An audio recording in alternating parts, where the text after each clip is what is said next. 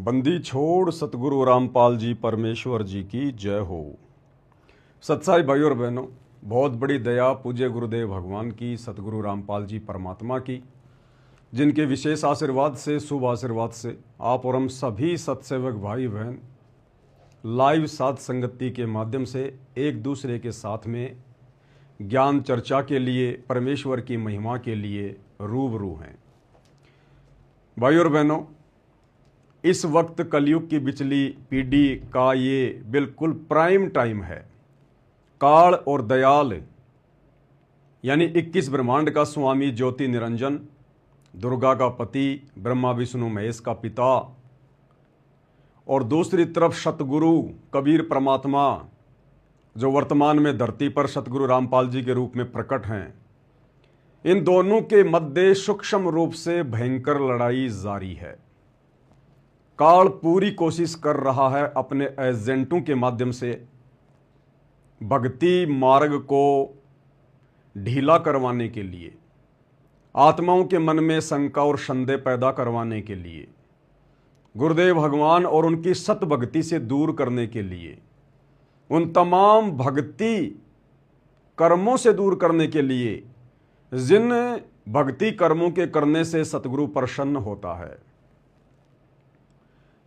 और दूसरी तरफ सतगुरु यानी कबीर भगवान भी जी जान लगाकर अपनी आत्माओं तक अपना संदेशा पहुंचा रहे हैं, उनको दृढ़ करने के लिए।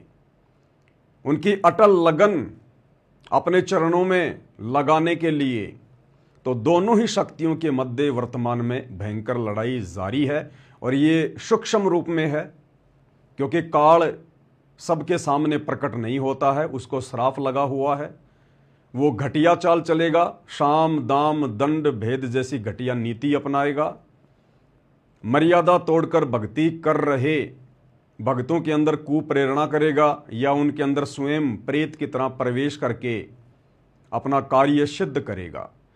और परमात्मा सर्वशक्तिमान है, सर्वज्ञ है, अंतर्यामी है। परमेश्वर अपनी आत्माओं में सत प्रेरणा करके अपना संदेशा भिजवाएंगे। तो दोनों ही शक्तियों के मध्य सूक्ष्म रूप से भयंकर युद्ध छिड़ा हुआ है। अब इस भयंकर युद्ध में आप और हमने क्या करना है, क्योंकि युद्ध हो किसके लिए रहा है? धन के लिए नहीं हो रहा, जल के लिए नहीं हो रहा, अनाज के लिए नहीं हो रहा, संपत्ति के लिए नहीं हो रहा। दोनों ही शक्तियों के मध्य जो युद्ध छिड़ा हुआ है, ये हम आत्माओं के लिए हो रहा है। तो वर्तमान में सबसे बड़ी भूमिका आप और हम आत्माओं की है। हम किसके पाले में रहना चाहते हैं, हम किसके पैरों तले रहना चाहते हैं, हम किसके पक्ष में खड़े होकर जय और विजय का, जय और पराजय का जो है ये जो खेल चल रहा है, हम इसका निपटारा करवाने वाले हैं। यदि हम काल के पक्ष में खड़े होकर भक्ति विरुद्ध कर्म करेंगे तो जाहिर सी बात है परमेश्वर की पराजय होगी। और यदि हम परमेश्वर के पाले में, उनके पक्ष में खड़े होकर उनके ज्ञान को आधार बनाकर मर्यादा में रहकर भक्ति करेंगे तो निश्चित तौर पर परमेश्वर की विजय होगी, उनकी जय होगी। हालांकि परमात्मा सक्षम है, सर्वशक्तिमान है, जय और पराजय उनसे बहुत दूर होती हैं। वे चाहें तो एक क्षण में सृष्टि को नष्ट कर दें, एक क्षण में वापस वैसा ही बना दें। लेकिन भाई और बहनों, परमेश्वर ने जब इस काल को, शैतान को 21 ब्रह्मांड की ये सृष्टि रचकर दी, तो परमेश्वर ने उसके साथ कुछ एग्रीमेंट किया था, अनुबंध किया था। उस एग्रीमेंट के तहत परमात्मा यहां पर जोर जबरदस्ती वाला खेल नहीं खेलता है। इसलिए दास ने यहां पर जय और पराजय वाला शब्द यूज किया है। तो भाई और बहनों, वर्तमान में दो पार्टियां धरती पर हैं, एक काल की और एक दयाल की। काल की पार्टी है सतलोक आश्रम मैनेजमेंट हरियाणा, जो काल वाले ही सारे कर्म कर रही है। और दयाल की पार्टी है साध संगति, सत्सेवक भाई बहन, जो अपने गुरुदेव भगवान के ज्ञान को आधार बनाकर, उनको परमात्मा मानकर वर्तमान में अपनी भक्ति क्रियाएं कर रहे हैं। तो किस प्रकार से काल अपना षड्यंत्र खेल रहा है और कैसे सतगुरु यानी दयाल उसके षड्यंत्र को फैल करवाते जा रहे हैं, आज हम इसी टॉपिक पर चर्चा करेंगे। उससे पहले हम पूज्य गुरुदेव भगवान का जयकारा लगाते हैं, मालिक को याद करते हैं, उनका स्मरण करते हैं, क्योंकि उनके आशीर्वाद के बिना इस जिव्या से एक शब्द निकालना भी नामुमकिन है। परमपिता परमात्मा सारी सृष्टि के रचनहार कुल मालिक कबीर परमेश्वर सतगुरु रामपाल जी भगवान की सदा ही जय हो। परमपिता परमेश्वर सारी सृष्टि के रचनहार बंदी छोड़ सतगुरु रामपाल जी भगवान की जय हो। बंदी छोड़ सतगुरु रामपाल जी परमेश्वर जी की जय हो। परमपिता परमेश्वर सारी सृष्टि के रचनहार कुल मालिक कबीर परमेश्वर असंख्य ब्रह्मांडों के रचयिता। अब देखो भाई और बहनों, जो शब्द मैं रोजाना बोलता हूं, अब वो शब्द मेरी जुबान पे नहीं आ रहे। गुरुदेव भगवान का जो जयकारा मैं रोज लगाता हूं, निर्विघ्न रूप से लगाता हूं, अब वो जयकारा मुझे नहीं आ रहा। यही तो परमात्मा का खेल है, यही तो परमात्मा की लीला है। इसलिए हम सब जीव हैं, दो कोटि के प्राणी हैं। शुरुआत में मुझे कैसे उसकी शुरुआत करनी है अभी मेरी बुद्धि में नहीं आ रहा। परमात्मा बीच बीच में हमें अपनी औकात याद दिलाते हैं कि भाई तुम चाहे कुछ भी हो, लेकिन हो तुम जीव दो कोटि के। जब तक मैं सद्बुद्धि ना बख्शूं तब तक तुम एक शब्द भी अपने मुंह से नहीं निकाल सकते। तो किस प्रकार से परमात्मा दया करें।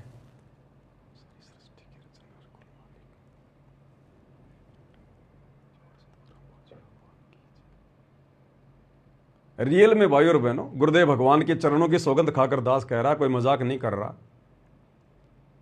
जो परमात्मा का जयकारा मैं आंख बंद करके बोल देता हूं, अब मेरी जुबान पे नहीं आ रहा, क्योंकि हम जीव हैं, हमारी कोई औकात नहीं है। हमारा रिमोट हमारे गुरुदेव भगवान के हाथ में है। वो जब चाहेंगे, जैसा चाहेंगे वैसा ही बुलवाएंगे, उतना ही बुलवाएंगे। एक बार दास को देखना पड़ेगा किस प्रकार से बोलते हैं। आज दोपहर में लाइव आए थे, उस वीडियो से थोड़ा सा आइडिया लगेगा एक बार। बंदी छोड़ सतगुरु रामपाल जी परमेश्वर जी की जय हो। सत्साई भाई और बहनों, छोटा सा लाइव है, छोटी सी सूचना है। आज 27 मई 2000 आ गया। बंदी छोड़ सतगुरु रामपाल जी भगवान की जय हो।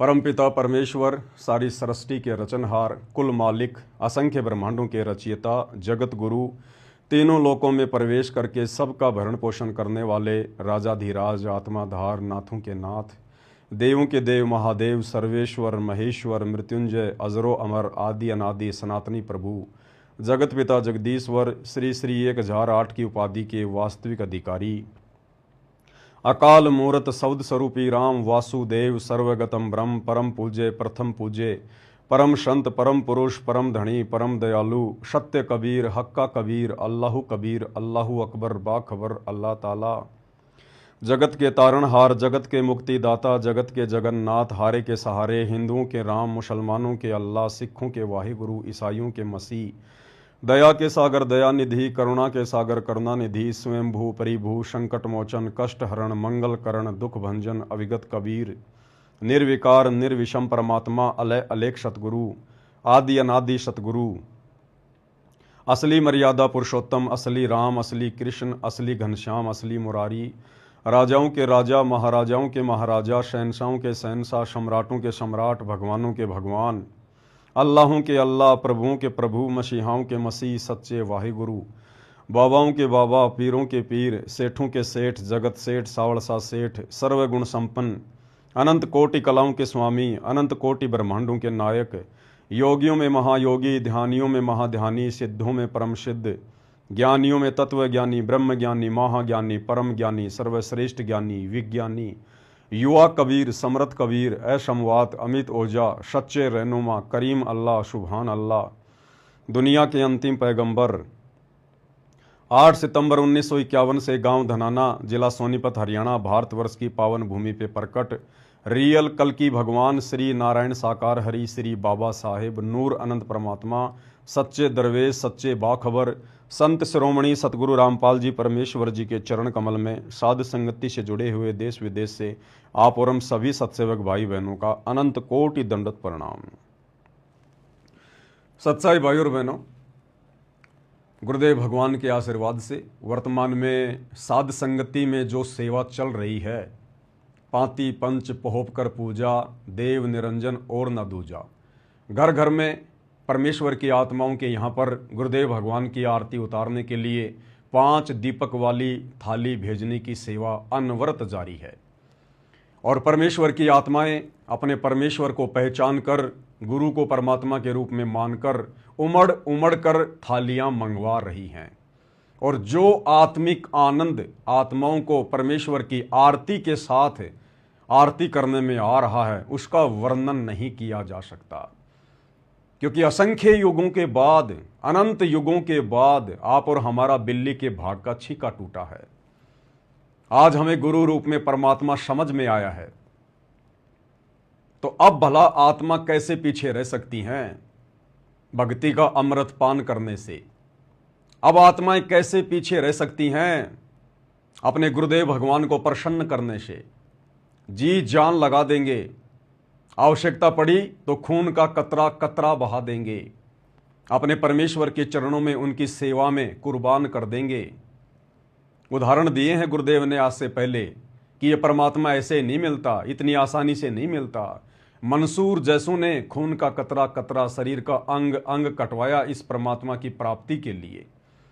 मीराबाई ने 600 साल पहले लड़की होकर समाज से वो संघर्ष किया जो संघर्ष शायद वर्तमान की कलयुग की बिचली पीढ़ी की 21वीं सदी की पढ़ी लिखी माता बहनें भी नहीं कर सकती। धना भगत, नरसी भगत, इन्होंने ऐसी ऐसी कुर्बानियां दी जो कुर्बानियां वर्तमान के लोग शायद ही दे पाए।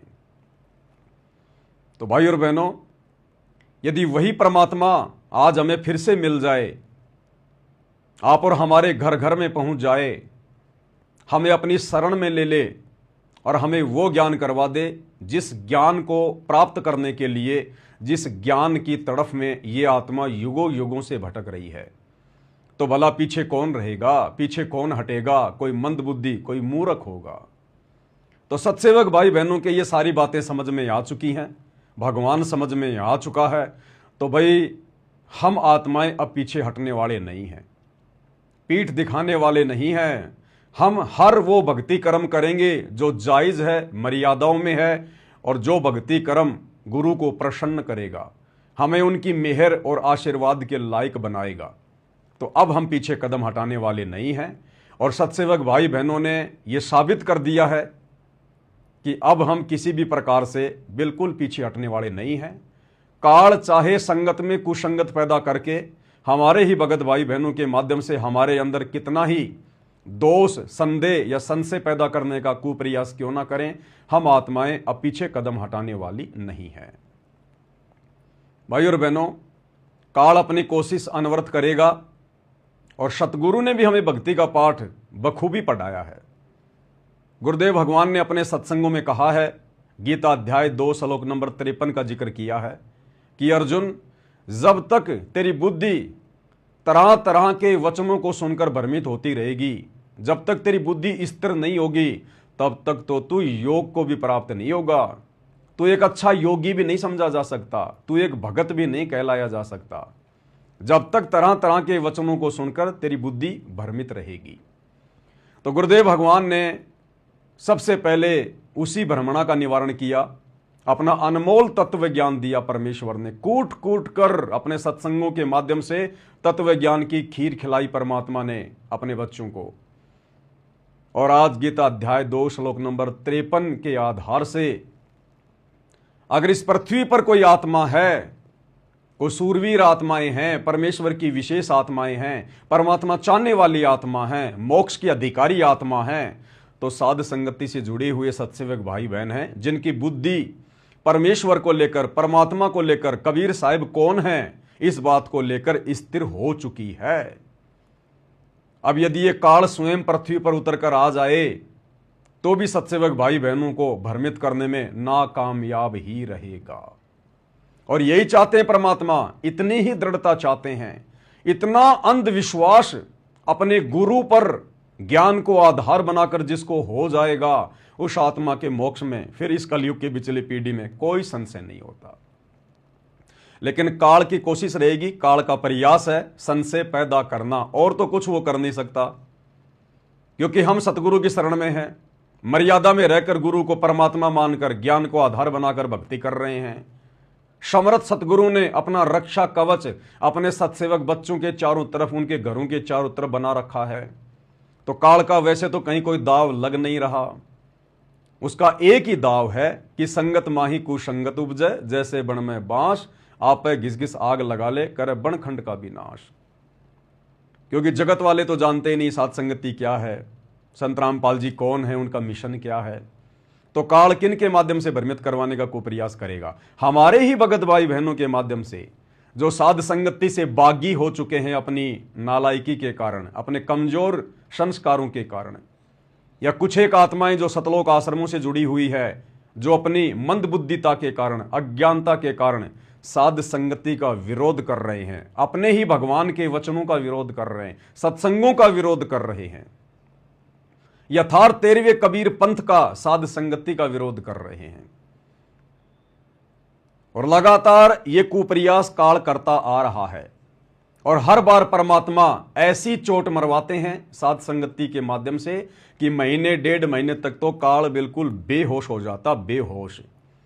जब उसे होश आता है तो डर के मारे फिर से नया षड्यंत्र खड़ा करता है, और ऐसा एक नया षड्यंत्र उसने फिर से खड़ा किया है। लेकिन वो तो बहुत हल्का सा है, ऊंट के मुंह में जीरे के समान, हाथी के सामने चींटी के समान। कुछ भगत भाई बहन जो पहले साथ संगति में थे, बीच में मर्यादाओं में रहे नहीं, साथ संगति से बागी हो गए, ना घर के ना घाट के, वो इस प्रकार की छोटी मोटी भ्रमणाएं संगत में पैदा करते रहते हैं। उनमें एक प्राणी का नाम है दर्शन दास जी, मध्य प्रदेश के। बेचारे बहुत ज्यादा प्रयास कर रहे हैं अपने परमपिता परमेश्वर काल भगवान को प्रसन्न करने का, लेकिन क्या करें, हर बार मुंह की खानी पड़ रही है।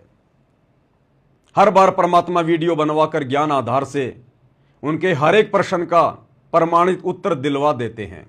10, 15, 20 दिन शांत हो जाते हैं, फिर से काल उनको मरोड़ी मारता है, फिर से उनकी बैटरी हल्की सी चार्ज होती है, फिर से वो काल का कार्य करने के लिए काल की सेवा में हाजिर हो जाते हैं। एक छोटा सा पेज उन्होंने अपने फेसबुक पर वायरल किया है। क्या पेज है, दास आपको दिखाता है। पाती पंच पोपकर पूजा को लेकर, क्योंकि उनका मानना यह है कि गुरुदेव भगवान की आरती 5 दीपक वाली थाल के साथ नहीं करनी चाहिए, ये तो काल की पूजा है। सतगुरु की पूजा इस प्रकार से आरती उतार के नहीं होती है। अरे मंद बुद्धियों, फूटे भाग तुम्हारे। उनकी क्या शंका है, क्या संदेह है, दास आपको अब विस्तार से बताएगा।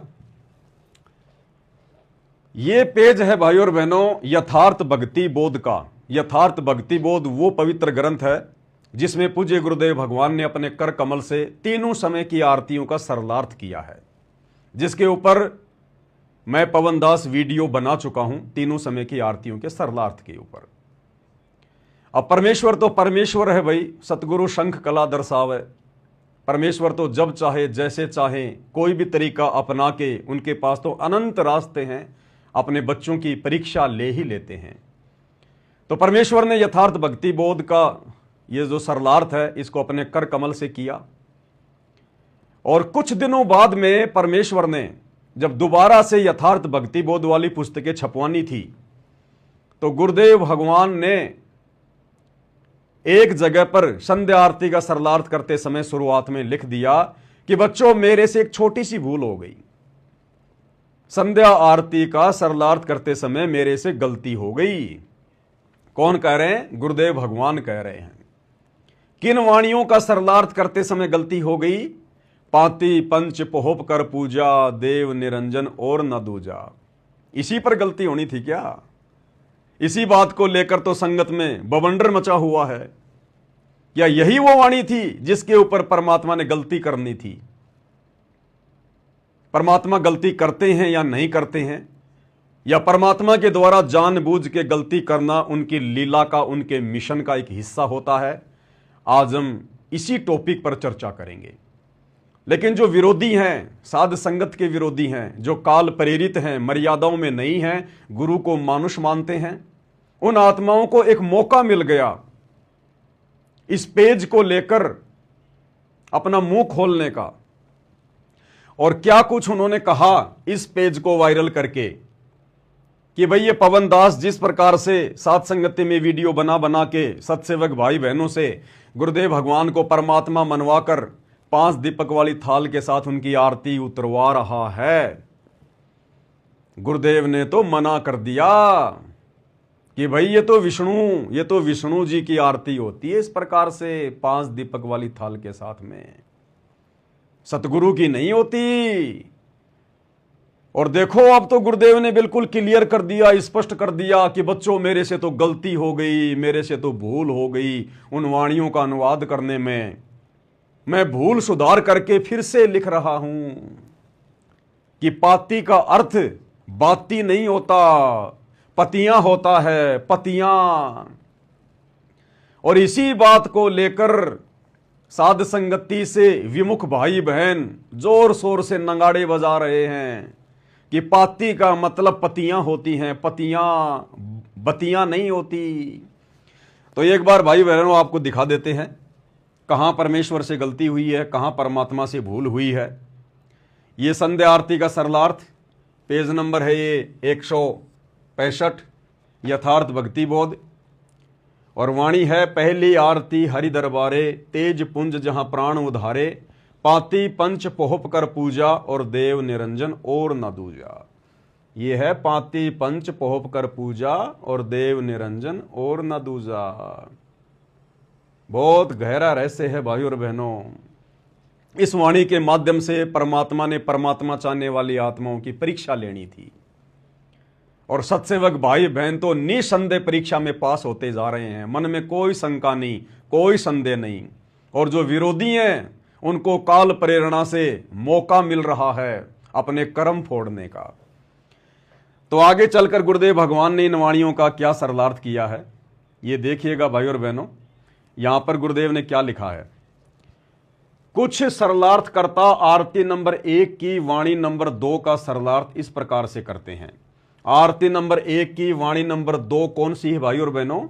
यही ये आरती नंबर 1 की वाणी नंबर 2, पाती पंच पोहप कर पूजा देव निरंजन और न दूजा।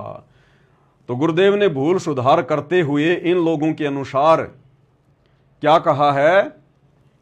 कुछ सरलार्थ करता आरती नंबर 1 की वाणी नंबर 2 का सरलार्थ इस प्रकार से करते हैं जो गलत है। आरती करते समय आम तौर पर 5 ज्योति जलाते हैं। कहा है कि यह आरती 5 पातियों, कोष्टक में क्या लिखा है, बतियों से, पुष्प आदि से परमेश्वर की पूजा करें। तो गुरुदेव ने भूल सुधार करते हुए इन लोगों के अनुसार इस यथार्थ भक्ति बोध के सरलार्थ में जो बाद में छपवाई गई उसमें स्पष्ट कर दिया है कि ये मेरे वचन नहीं है। पातियों का अर्थ कोष्टक में जो बत्तियां लिखा है ना, ये मेरे से गलती हो गई थी। मैंने गलती से पाती के आगे कोष्टक में बत्ती लिख दिया।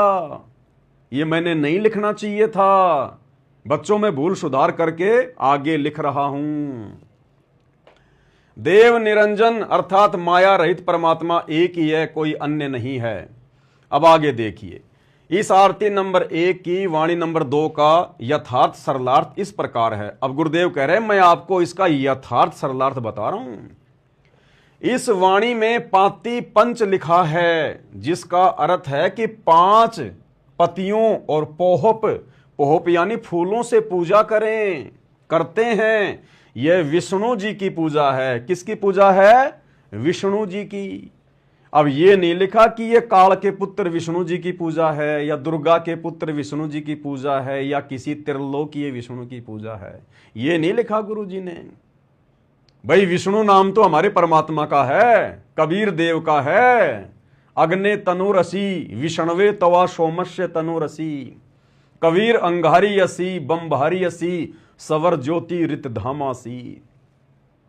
और जो तीनों लोकों में प्रवेश करके सबका धरण पोषण करता है असल में वो है विष्णु।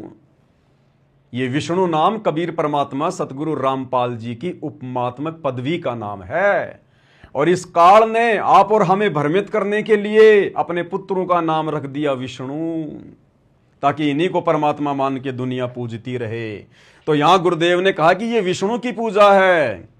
ये नहीं कहा कि ये काल के पुत्र विष्णु की पूजा है, या दुर्गा के पुत्र विष्णु की पूजा है, या शंकर जी के बड़े भाई विष्णु की पूजा है, या त्रिलोकीय विष्णु की पूजा है। ये भी एक संकेत है। विष्णु तो हमारे गुरुदेव भगवान है, कबीर परमात्मा है। खैर आगे बढ़ते हैं। इस वाणी में पाती पंच लिखा है, जिसका अर्थ है कि 5 पतियों और पोहप यानी फूलों से पूजा करें, यानी करते हैं। यह विष्णु जी की पूजा है। किसकी पूजा है? विष्णु जी की पूजा है। 5 पतियों तुलसी की भी चढ़ाते हैं और बेल की पतियां भी देव पूजा में चढ़ाते हैं। कबीर जी कहते हैं कि जो विष्णु जी की पूजा करते हैं वे गलती पर हैं। सत्य पुरुष के अतिरिक्त कोई निरंजन यानी माया रहित देव यानी भगवान नहीं है, यानी सत्य पुरुष के अलावा कोई पूज्य देव नहीं है। ध्यान रखना भाइयों और बहनों, यह भी तो हमारे गुरुदेव भगवान ने लिखा है ना कि सत्य पुरुष के अलावा और कोई पूज्य देव नहीं है, यानी पूजा किसकी करनी चाहिए? सत्य पुरुष की। यह पॉइंट आगे काम आएगा इसी वीडियो में जब हम ज्ञान गंगा का एक पेज देखेंगे। क्या कह रहे हैं गुरुदेव कि सत्य पुरुष के अतिरिक्त कोई पूज्य देव नहीं है, यानी सत्य पुरुष कबीर जी के अलावा और किसी की पूजा नहीं करनी चाहिए और कोई पूजा के लायक नहीं है। आगे बढ़िएगा, ध्यान दें। इस वाणी में पाती पंच लिखा है। क्या लिखा है? पाती पंच, न कि बाती पंच। बाती यानी बतियां और पाती यानी पतियां। तो गुरुदेव कह रहे हैं कि इस वाणी में पाती पंच लिखा है, ना कि बाती पंच। बाती का अर्थ है ज्योति तथा पाती का अर्थ है पत्ता। अंग्रेजी में लिखा है लीफ, यानी किसी भी पेड़ का पत्ता, किसी पौधे का पत्ता, तुलसी का पत्ता। पाती यानी पत्ता। कौन कह रहे हैं? गुरुदेव भगवान कह रहे हैं। अब यहां क्या कह रहे हैं गुरुदेव भगवान? भूल सुधार। भूल सुधार यानी बच्चों मेरे से भूल हो गई, मेरे से गलती हो गई पहले अनुवाद करते समय। अब मैं माफी मांग रहा हूं बच्चों, मैं अपनी गलती स्वीकार कर रहा हूं।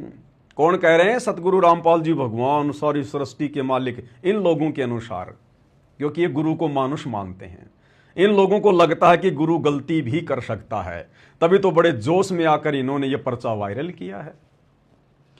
अब भूल सुधार, कौन? सतगुरु रामपाल जी भगवान अपनी भूल को सुधार रहे हैं। यथार्थ भक्ति बोध जो पहले छपी है उसमें प्रिंटिंग में कुछ गलती रह गई थी, वह अब शुद्ध कर दी है। आरती नंबर 1 की वाणी नंबर 2 का यथार्थ सरलार्थ प्रिंट करते समय गलती से छूट गया था। तो इस पेज को लेकर विरोधियों को काल प्रेरणा से एक मौका मिल गया कि पवन दास तो वास्तव में पाखंड फैला रहा है।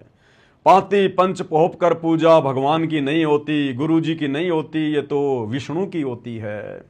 अब देखो गुरु जी ने अपनी गलती भी स्वीकार कर ली कि बच्चों मेरे से तो गलती हो गई थी और मैं अपनी भूल में सुधार कर रहा हूं।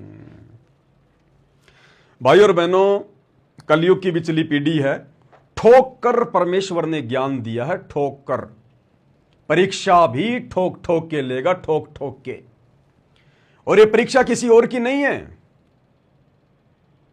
तत्व भेद से सत्सेवकों के अलावा और किसी को कोई मतलब नहीं है। एक होता तत्व ज्ञान, एक होता तत्व भेद।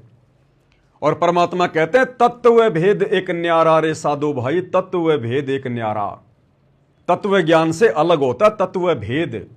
जैसे दूध, और दूध से भिन्न होता है घी।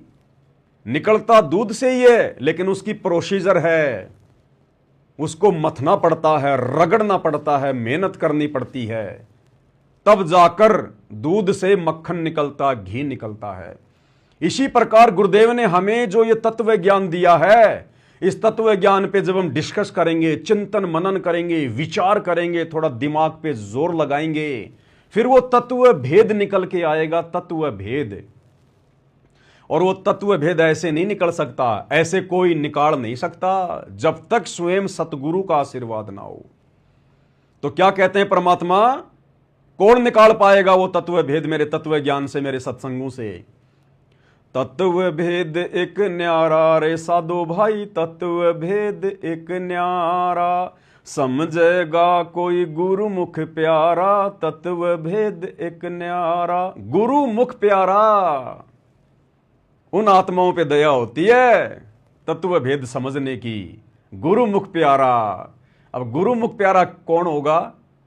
जो अपने गुरु जी के साथ साथ अपने दरबार में दाढ़ी मूंछ वाले नकली कबीर की फोटो को भी पूजेगा, दंडोत करेगा, उसके आगे जोत जलाएगा, उसका कबीर प्रकट दिवस मनाएगा जून के महीने में, गले में लॉकेट में दाढ़ी मूंछ वाली कबीर जी के नकली फोटो टांग के रखेगा। वो गुरुमुख प्यारा नहीं होता, वो पतिव्रता आत्मा नहीं होती, वो सतगुरु की प्यारी आत्मा नहीं होती, जो दो नाव की सवारी कर रही है, जो दो दो भगवान मान रही है। गुरुमुख प्यारी आत्मा होती है अपने गुरु को परमात्मा मान के मर्यादा में रह के भक्ति करने वाली आत्मा। तो यह तत्व भेद समझने की दया वर्तमान में केवल सत्सेवक भाई बहनों के ऊपर हुई है। तो परमेश्वर परीक्षा भी ठोक बजा के लेगा, और यह परीक्षा केवल वर्तमान में सत्सेवकों की थोड़ी बहुत बाकी है, बाकी तो सबकी हो चुकी है। शतलोक आश्रमों से जुड़ी हुई 90% संगत तो परीक्षा देने के लायक है ही नहीं। परमात्मा लेंगे क्या उनकी परीक्षा? जब से गुरुदेव भगवान हिसार जेल में गए हैं अपने मिशन के लिए, उसके बाद से इन लोगों ने तो इतनी गलतियां कर दी, इतनी गलतियां कर दी कि परमात्मा कहते हैं कि भाई दिल का मर्मी कोई न मिला, जो मिलिया सो गर्जी। दिल का मर्मी कोई ना मिलिया, जो मिलिया सो गर्जी। और कहे कबीर ये अंबर फट गया, कैसे सीमेगा दर्जी। अगर छोटा मोटा अगर कोई कपड़ा कहीं से फट जाए तो दर्जी उसको सी देता है, अगर अंबर फट जाए तो दर्जी बेचारा क्या करे। तो परमेश्वर कहते हैं मन का महरमी कोई ना मिलिया, जो मिलिया सो गर्जी। और कहे कबीर ये अंबर फट गया, कैसे सीवेगा दर्जी। तो सतगुरुदेव भगवान इनकी कैसे परीक्षा लें? ये तो परीक्षा देने के योग्य नहीं है। कोई भी मर्यादा इन्होंने अपने गुरुदेव भगवान की सुरक्षित छोड़ी नहीं है। 2019 में गंदी राजनीति कांग्रेस का समर्थन करके, 2024 वर्तमान में गंदी राजनीति बीजेपी का समर्थन करके, जाटों की धर्मशाला में भक्तों का ज्योति पाठ और दान का पैसा लगा के खाली मान बढ़ाई के लिए, धनाना गांव में स्टेडियम बनवा के, जाटों के आरक्षण में भगत भाई बहनों को बैठा के, आनंदपाल जैसे गुंडों की गैंगस्टरों की सीबीआई जांच का समर्थन करवा के 5-5 लाख रुपया उनको चंदे में देकर, अयोध्या में काल के पुत्र विष्णु के अवतार श्री रामचंद्र जी के निमित्त होकर भंडारा लगाना, काल पुजारियों के लिए काल उपासना को बढ़ावा देना, और भी ना जाने भाई और बहनों कितने कर्म जीव में छाले पड़ जाते हैं बोलते बोलते। तो इन्होंने तो अंबर को फाड़ दिया, अंबर को। अगर कोई एक आध मर्यादा तोड़ी होती तो सतगुरु विचार भी करता। इन्होंने तो मर्यादाओं की धज्जियां उड़ा दी, धज्जियां रोंद के रख दिया। तो ये शतलोक आश्रमों से जुड़े हुए भाई बहन तो परीक्षा देने के लायक है नहीं, योग्य है नहीं। तो ये वर्तमान में परीक्षा चल रही है सत्सेवक भाई बहनों की। तो ये काल मन में संदेह पैदा करने का प्रयास करेगा सत्सेवकों के। उससे पहले परमात्मा ने ठोक बजा के ज्ञान दिया है 30 साल तक, तो परीक्षा भी ठोक ठोक के लेगा। अब घर घर में थालियां जा रही हैं सत्सेवक भाई बहनों के, घर घर में गुरुदेव भगवान की आरती उतारी जा रही है, उनके शीश के ऊपर श्रद्धा भाव से जो है चवर किया जा रहा है। आनंद मगन होके भगत भाई बहन आरतियां कर रहे हैं। अब ऐसे में परमात्मा हल्की हल्की चोट मारेगा कि कहीं इनमें से कुछ लोग देखा देखी में तो आरती नहीं उतार रहे मेरी, ये देखा देखी में तो पार्सल नहीं मंगवा रहे, कोरियर नहीं मंगवा रहे, देखा देखी में तो साथ संगति से नहीं जुड़े हुए हैं, क्योंकि देखा देखी वालों का साथ संगति में कोई लेन देन नहीं है, कोई जगह नहीं है। उस गंदगी को परमात्मा नहीं रखेगा। किसी न किसी बहाने, किसी न किसी परीक्षा के माध्यम से उसको परमात्मा साइड में करेगा। इसलिए यह पर्चा वायरल हुआ है। काल तो अपनी कोशिश करता है और सतगुरु काल की कोशिश में ही अपने भक्तों की परीक्षा ले लेता है। तो ये पर्चा वायरल हुआ तो परमात्मा ने यह देखना था कि अब कितनी आत्माओं के मन में संदेह उत्पन्न होता है पाती पंच पोप कर पूजा को लेकर। किन किन आत्माओं के मन में यह आएगा कि लो भाई ये तो वास्तव में गुरुजी से गलती हो गई थी। अरे गुरुजी खुद ही स्वीकार कर रहे हैं, गुरुजी खुद ही भूल सुधार कर रहे हैं कि बच्चों मेरे से गलती हो गई। तो जो कमजोर आत्माएं होंगी उनके मन में तुरंत संदेह उत्पन्न हो जाएगा कि वास्तव में कहीं हम इस पवनदास के कहने से तो ये गुरुजी की आरती नहीं उतार रहे, गुरुजी ने तो खुद ही भूल सुधार कर ली कि बच्चों मेरे से गलती हो गई। जिस किसी आत्मा के अगर यह भी मन में आ गया साध संगति से जुड़कर, मैं बाकी लोगों की बात नहीं कर रहा, बाकी लोग तो भगत कहलाने के भी लायक नहीं हैं जो सतलोक आश्रमों से जुड़े हैं। यहां बात चल रही है परमात्मा की चुनिंदा आत्माओं की, विशेष आत्माओं की, हंस आत्माओं की, जिनकी ट्रेनिंग चल रही है साध संगति में। क्योंकि यहां हमारी रिहर्सल होगी कि गुरु के ऊपर हमें कितना विश्वास है, हम कितने ज्ञान आधारी हैं, हमारे अंदर कितनी दृढ़ता है।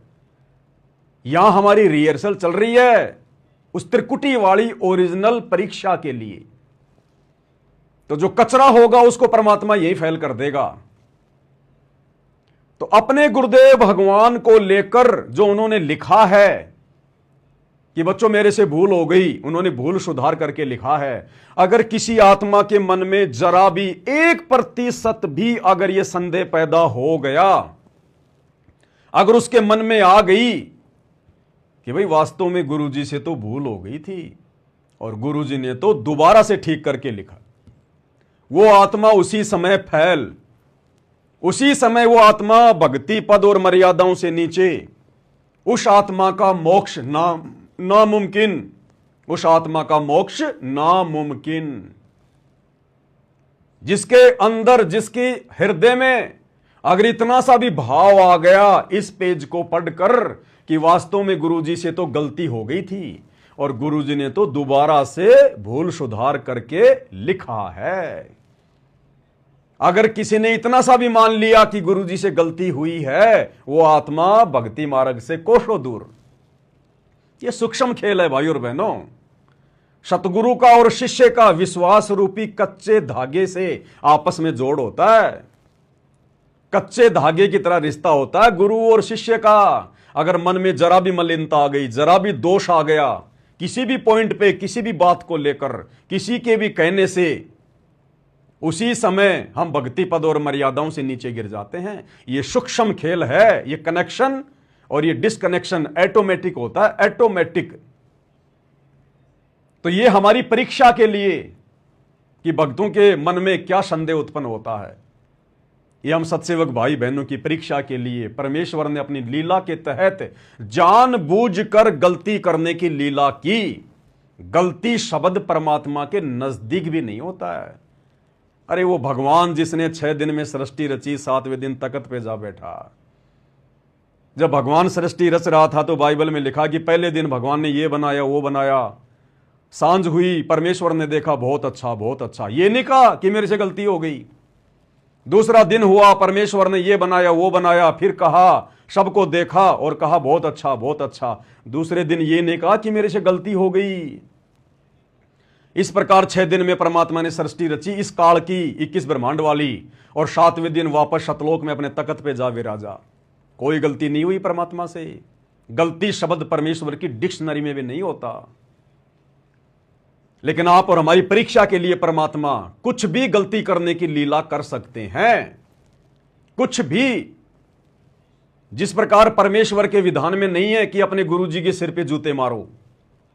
गुरु कभी नहीं कहेगा कि गुरु के सिर पे जूते मारने चाहिए।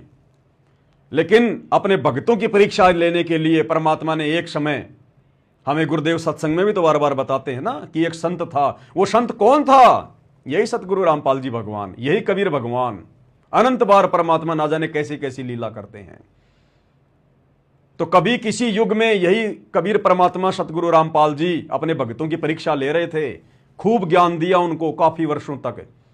और एक दिन वहां गए उन सबके सामने और बताया कि भाई गुरु जी की तरफ उंगली भी नहीं करनी चाहिए। अगर उंगली भी कर दी उस पाप आत्मा का सारा भक्ति नष्ट हो जाता है। और गुरु की आज्ञा में चलना चाहिए। भाई जो गुरु वचन पे डट गए कट गए फंद 84 के, गुरु की अवज्ञा नहीं करनी चाहिए। गुरु अगर कहे कि बच्चों अपना शीश काट के दे दो तो काट के गुरु के चरणों में चढ़ा देना चाहिए, वही आत्मा मोक्ष प्राप्त करती है। हाँ जी गुरु जी, बहुत अच्छी बात गुरु जी, बिल्कुल ऐसा ही गुरु जी। तुरंत बाद परमात्मा ने जो संत रूप में थे अपने उन शिष्यों को आदेश दिया कि अब मेरा आदेश है। पहले तो आदेश के बारे में बता दिया कि गुरु का आदेश मानना चाहिए, जो गुरु की आज्ञा नहीं मानता वो नरक में जाता है। फिर तुरंत परमेश्वर ने कहा कि अब मेरी आज्ञा है, अपने अपने पैर का जूता निकालो और मेरे सर में 5-5 मारो, अपने भक्तों की परीक्षा लेने के लिए। जबकि उनके विधान में, संविधान में कहीं नहीं है कि एक शिष्य ने अपने गुरुजी के सर में जूते मारने की सोचनी भी चाहिए। मारना तो बहुत दूर की बात है, लेकिन परीक्षा लेने के लिए परमात्मा ने बोल दिया, लिख दिया या बोल दिया, बात एक ही है। इसी प्रकार ये आप और हम भगत भाई बहनों की परीक्षा के लिए कि ये खाली देखा देखी में पांति पंच पहोप कर पूजा, सुबह और शाम की आरती में 5 दीपक के साथ मेरी आरती उतार रहे हैं, या कुछ ज्ञान आधार से मन में इनके श्रद्धा भी है, दृढ़ता भी है या नहीं है, या खाली देखा देखी में ही। तो ये उन भगत भाई बहनों की परीक्षा थी जो कमजोर आत्माएं होंगी, जो देखा देखी में आरती कर रही होंगी। उनके मन में अगर इस प्रकार का दोष उत्पन्न हुआ, किसी के भी मन में, भाई 100 बार नाक रगड़ के रो रो के दरबार साहिब के सामने गुरुजी से माफी मांगना शुरू कर देना। अब ये परमेश्वर के ऊपर है, वो माफ करे ना करे। भाई अगर जरा भी किसी में संदेह उत्पन्न हुआ है तो ये हमारी परीक्षा के लिए। अरे भगवान अगर गलती करेगा तो सृष्टि कौन चलाएगा? कैसे चल सकती है सृष्टि?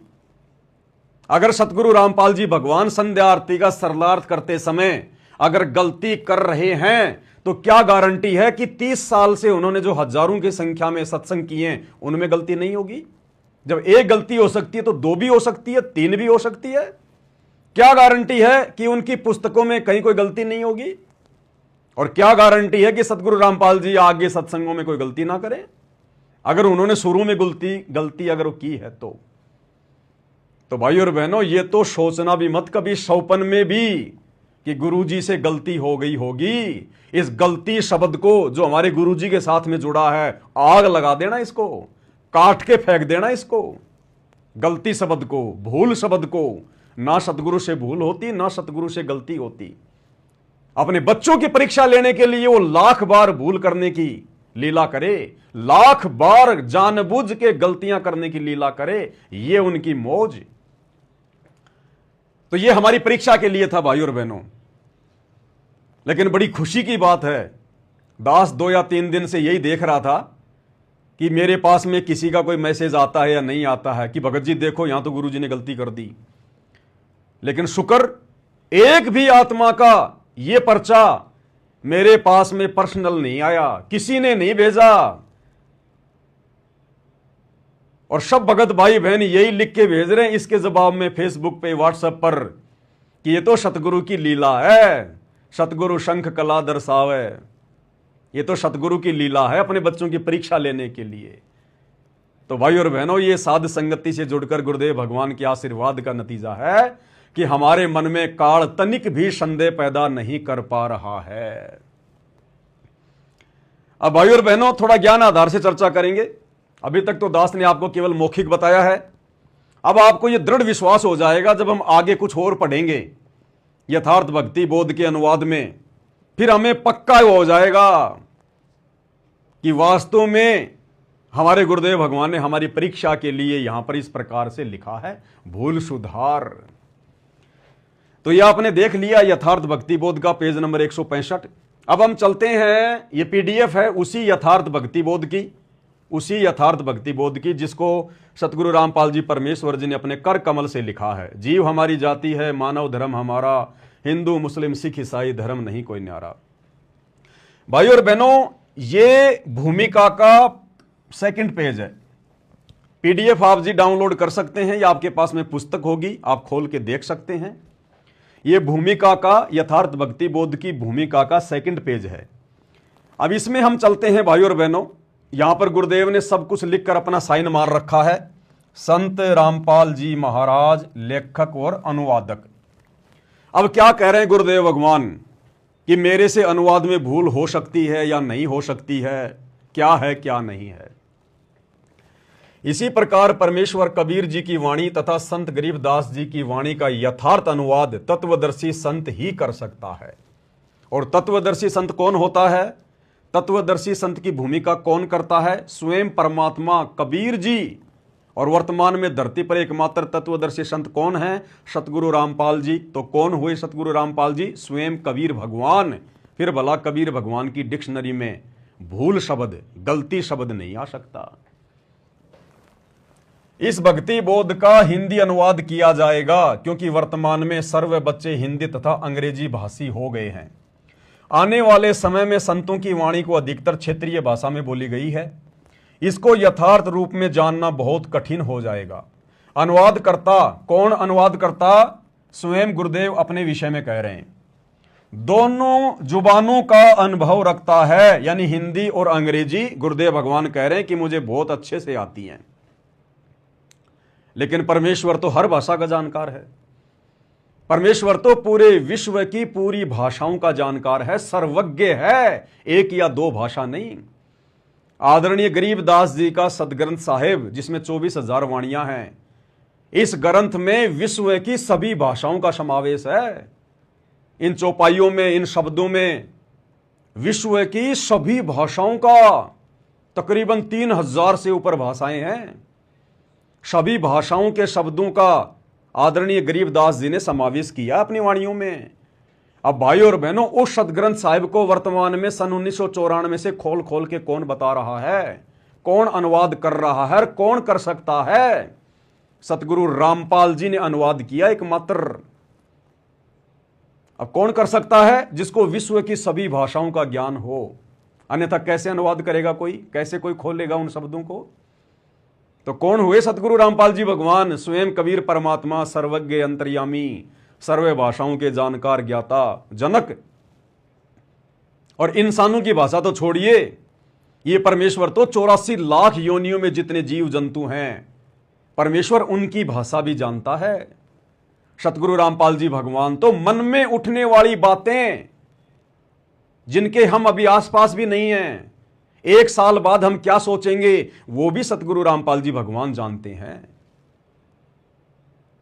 अरे तभी तो इस कबीर भगवान सतगुरु रामपाल जी ने महाभारत के युद्ध में उस टटीरी पक्षी के अंडों की रक्षा की। वो टटीरी पक्षी तो ट्याई ट्याई कर रही थी, उस परमेश्वर ने पहचान लिया, जान लिया, वो आत्मा की भाषा जानता है कि इसके ऊपर क्या आपत्ति है।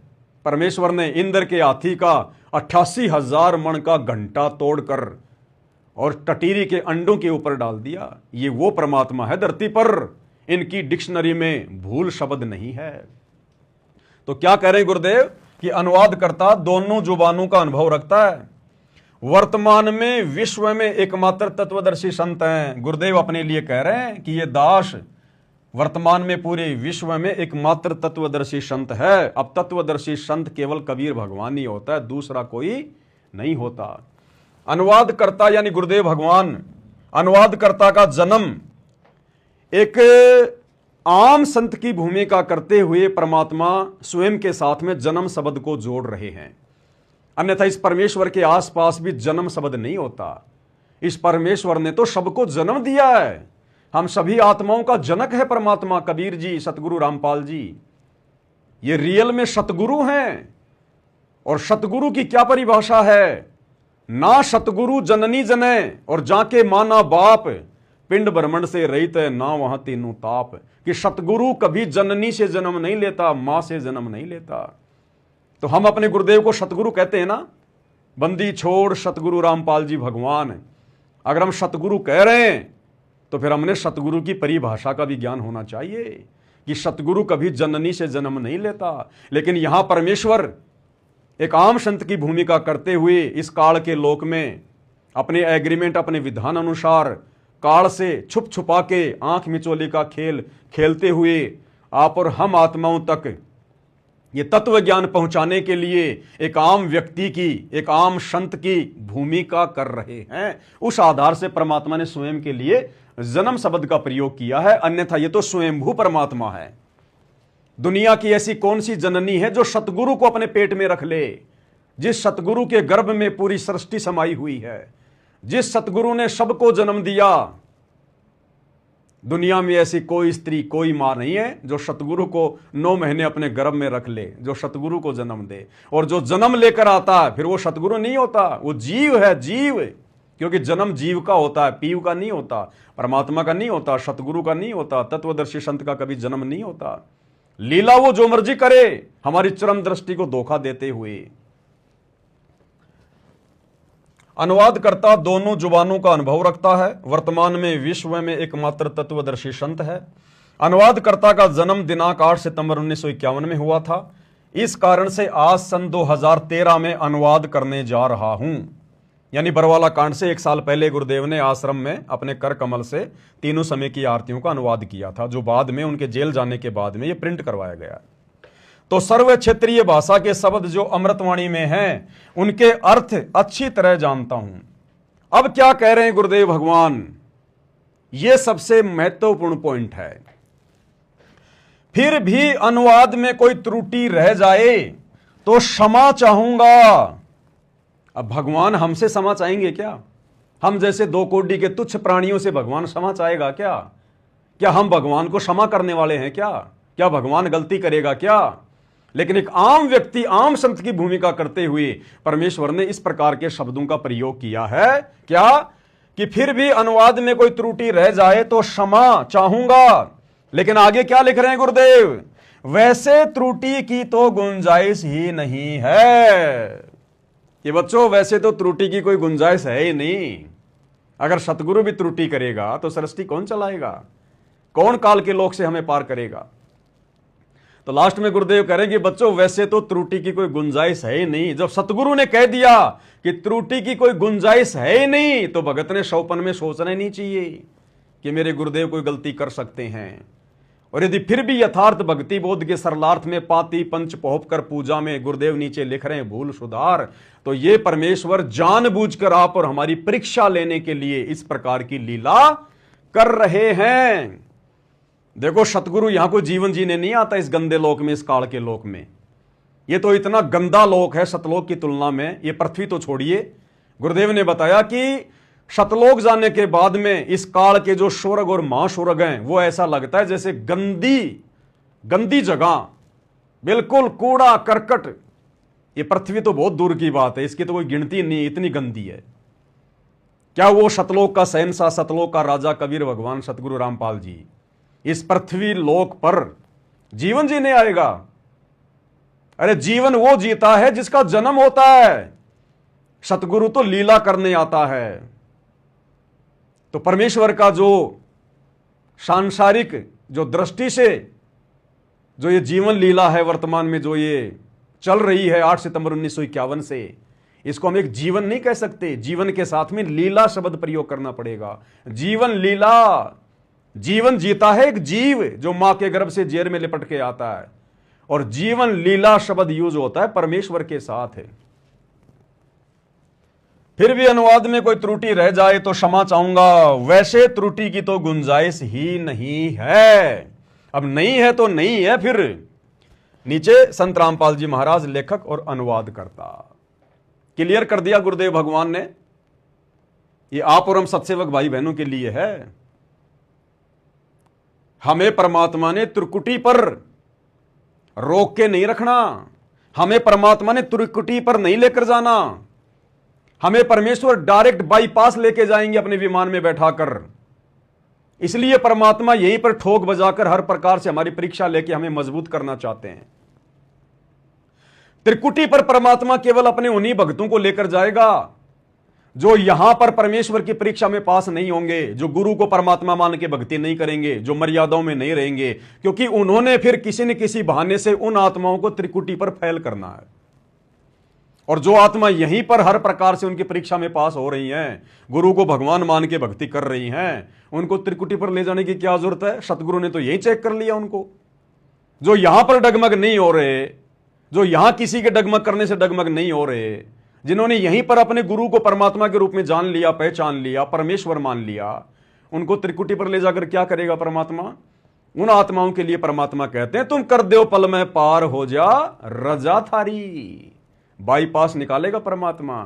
जैसे हर शहर के बाहर एक बाईपास होता है, जो लंबे रूट की बसें होती है ना, वो बाईपास निकल जाती हैं, शहर के अंदर धक्के नहीं खाती, ट्रैफिक में नहीं फंसती, वो बाईपास निकल जाती हैं। इसी प्रकार हम इस त्रिकुटी पर धक्के नहीं खाएंगे, हमें परमात्मा यहीं पर ठोक बजाकर इतना तैयार कर देंगे। और वो तो अंतर्यामी है, उनको तो पता है कि कौन त्रिकुटी पर फेल होगा, कौन त्रिकुटी पे पास होगा। तो परमेश्वर यहीं से हमारे को बाईपास और डायरेक्ट सतलोक में बैठा देंगे, पता भी नहीं चलेगा काल को आत्मा गई कौन से रास्ते से। उसके लिए आप और हमारी भाई और बहनों परीक्षा चल रही है कि अगर जरा भी कोई कमजोरी हो तो अभी तो ठीक कर लो, अभी तो मौका है, लेकिन बाद में मौका नहीं मिलेगा। फिर त्रिकुटी पर जाकर अगर तुमने अपने गुरुजी के प्रति मन में कोई शंका पैदा कर ली, कोई संदेह पैदा कर लिया, गुरु के अलावा किसी और में परमात्मा देख लिया, वहां मौका नहीं मिलेगा भूल सुधार का। ये भूल सुधार का मौका केवल यही है पृथ्वी लोक पर। इसलिए परमेश्वर आप और हम सत्सेवक भाई बहनों को दृढ़ कर रहे हैं। तो हो गया क्लियर, जिसमें गुरुदेव ने कह दिया कि वैसे त्रुटि की तो कोई गुंजाइश ही नहीं है। फिर भला वहां परमात्मा कैसे त्रुटि करेंगे, कैसे लिखेंगे भूल सुधार कि मेरे से तो इस वाणी में भूल हो गई। तो ये हमारी परीक्षा थी भाई और बहनों। अब आगे चलिए भाई और बहनों, इसी यथार्थ भक्ति बोध के सरलार्थ का, संध्या आरती के सरलार्थ का पेज नंबर 165, पेज नंबर 165 है। अब जो भाई बहन ये कह रहे हैं कि गुरुजी ने यहां पर भूल सुधार करके लिख दिया, वही पाती का अर्थ बाती नहीं होता, पाती का अर्थ तो पत्तियां होता है, चाहे बेल की पत्ती हो, चाहे तुलसी की पत्ती हो, किसी पेड़ की पत्ती हो। गुरुजी ने भूल सुधार करके लिख दिया कि पाती का अर्थ बाती नहीं होता, पत्तियां होता है। तो उन भगत भाई बहनों से मेरी प्रार्थना है, गुरुजी के पास में एक छोटा सा संदेशा और पहुंचा दो, अपने कोऑर्डिनेटरों के माध्यम से गुरुजी के पास हिसार जेल में प्रार्थना पहुंचा दो जल्दी से जल्दी कि गुरुजी आपने तो एक और गलती कर रखी है, आपने वहां तो भूल सुधार करके लिखा ही नहीं, आपने शुरू में तो लिख दिया भूल सुधार, लेकिन गुरुजी आपने तो संध्या आरती के सरलार्थ करने में एक जगह और गलती कर दी, एक जगह और आपने पाती के आगे कोष्टक में लिख दिया बाती, जबकि गुरुजी आपने तो पाती के आगे जो है पत्तियां लिखनी थी, लेकिन आपने तो गलती से बाती लिख दिया। गुरुजी बाती थोड़ी होती है पाती का मतलब। जल्दी से जल्दी गुरुजी के पास प्रार्थना भिजवाओ और एक नई यथार्थ भक्ति बोध छपवाओ जिसमें लिखा हो वहां भी भूल सुधार। तो ये यथार्थ भक्ति बोध का पेज नंबर 165 उन मंद बुद्धि अंध भक्तों की आंखें खोलने के लिए जो बार बार इसी बात पे जोर दे रहे हैं कि पाती का अर्थ होता है पत्तियां, बाती नहीं होता। तो यहां गुरुदेव भगवान ने तुम्हारे अनुसार ये गलती और कर रखी है भाई। ये यथार्थ भक्ति बोध पेज नंबर 165 और ये वाणी देखिए भाई और बहनों, आपे आरती आपे साजय आपे किंगर आपे बाजय आपे ताल झांझ झनकारा आप नचे आप देखन हारा।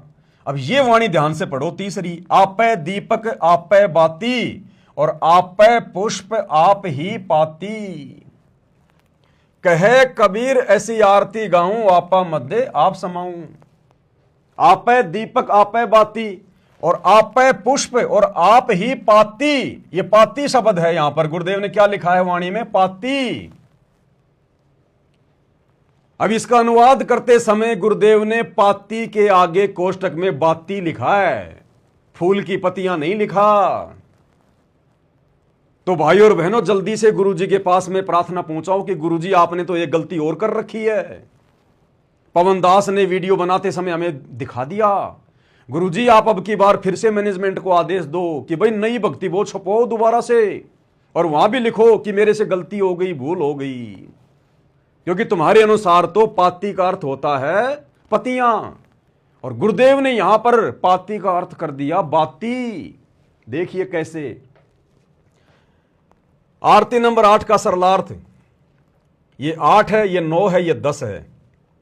अब आगे चलिएगा।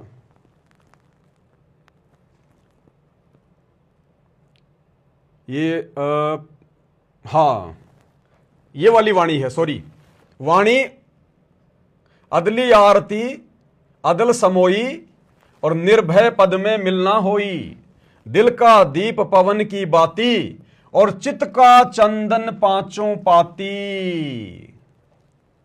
इन लोगों को पांच और पाती इन दो शब्दों से दिक्कत है। पाती पंच पोहप कर पूजा, और यहां गुरुदेव ने क्या लिख दिया, चित्त का चंदन पांचों पाती। और ये जो पाती शब्द है ना, इसके आगे गुरुदेव ने सरलार्थ में लिख दिया बाती, जबकि इन मंदबुद्धि भक्तों के अनुसार गुरुजी ने लिखना चाहिए था पतियां। पाती के आगे कोष्टक में क्या लिखना चाहिए था, पतियां, जबकि गुरुदेव ने फिर से लिख दिया बाती। तो बताओ भाई, बार बार गुरुजी गलती क्यों कर रहे हैं? बताओ, पहले गलती कर दी और फिर से गुरुजी ने गलती कर दी, तो बताओ हम कैसे विश्वास करें? तीनों समय की आरती के सरलार्थ के ऊपर और भी गलतियां कर रखी होंगी गुरुजी ने फिर तो प्रार्थना भिजाओ जेल में जल्दी से, देखो कहां कर रखी है। चित्त का चंदन पांचों पाती। अब इसका अनुवाद किया गुरुदेव ने। आरती नंबर 9 का सरलार्थ आरती नंबर 1 से 8 तक परमेश्वर कबीर जी की अमृतवाणी से है और परमात्मा से साक्षात्कार के पश्चात संत गरीबदास जी ने परमात्मा से प्राप्त तत्व ज्ञान को अपने शब्दों में बोला है। आरती नंबर 9 से 16 तक संत गरीबदास जी की अमृतवाणी है। आरती नंबर 9 में कहा है कि अदली अर्थात निर्णायक आरती स्तुति अदल वास्तविक न्यायपूर्ण समोई अर्थात समझाई। आत्मा में समाधि डाल दी, तत्व ज्ञान से आत्मा निर्भीक होकर साधना करती है, उस स्थिति में परमात्मा का मिलन होता है। अब चलिए साहब, बाहरी आरती के पश्चात अंदर की आरती ऐसे करनी है। कैसे करनी है? दिल का दीप पवन की बाती और चित्त का चंदन पांचों पाती। दिल का दीप अर्थात हृदय में प्रभु का प्रेम और श्वास यानी पवन की बाती, रूई से बनाई गई बात बनाओ अर्थात श्वास से सत्य नाम का स्मरण करो। और चित्त का चंदन पांचों पाती, उसका क्या अनुवाद किया गुरुदेव ने? चित्त यानी ध्यान का चंदन पांचों पाती। अब भाई पाती के आगे गुरुदेव ने फिर से लिख दिया बाती। बताओ भाई पवनदास क्या करे अब? अरे तुम बार बार कहते हो ना पाती का अर्थ बाती नहीं होता, बाती नहीं होता, तो गुरुदेव भगवान ने एक बार फिर से कर दिया, पाती के आगे लिख दिया बाती। पांचों पाती, पांचों बाती, पांचों ज्योत जलाओ अपने हृदय में। गुरुदेव ने ज्योत शब्द भी लिख दिया, ज्योति भी लिख दिया, बाती भी लिख दिया और ज्योति भी लिख दिया। अब देखो इसके अनुवाद में, चित्त यानी ध्यान का चंदन पांचों पाती यानी बाती अर्थात भगत में 5 विशेष गुण होने अनिवार्य हैं। दया, शील, संतोष, भाव भक्ति तथा आधीनी। ये वास्तव में ज्योति जगानी है। ये लो जी, अगर कोई ये समझे कि भाई पाती का अर्थ बाती, बाती क्या होती है, तो बाती होती है ज्योति। गुरुदेव ने यहां पर ज्योति भी लिख दिया। चित्त का चंदन पांचों पाती, चित्त यानी ध्यान का चंदन पांचों पाती, पाती के आगे बाती और यहां कर दिया ज्योति जगानी अनिवार्य है। पाती यानी ज्योति, बाती यानी ज्योति, तब अंदर की आरती होती है।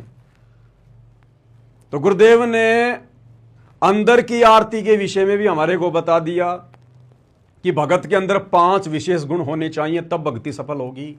शील, संतोष, दया, अक्षमा, भाव भक्ति। और बाहर की आरती भी करनी पड़ेगी। जब तक हम शरीर में हैं, इस काल के लोक में हैं, हमने बाहर की जो क्रिया है वो भी करनी पड़ेगी। पाती पंच पोप कर पूजा, देव निरंजन और न दूजा।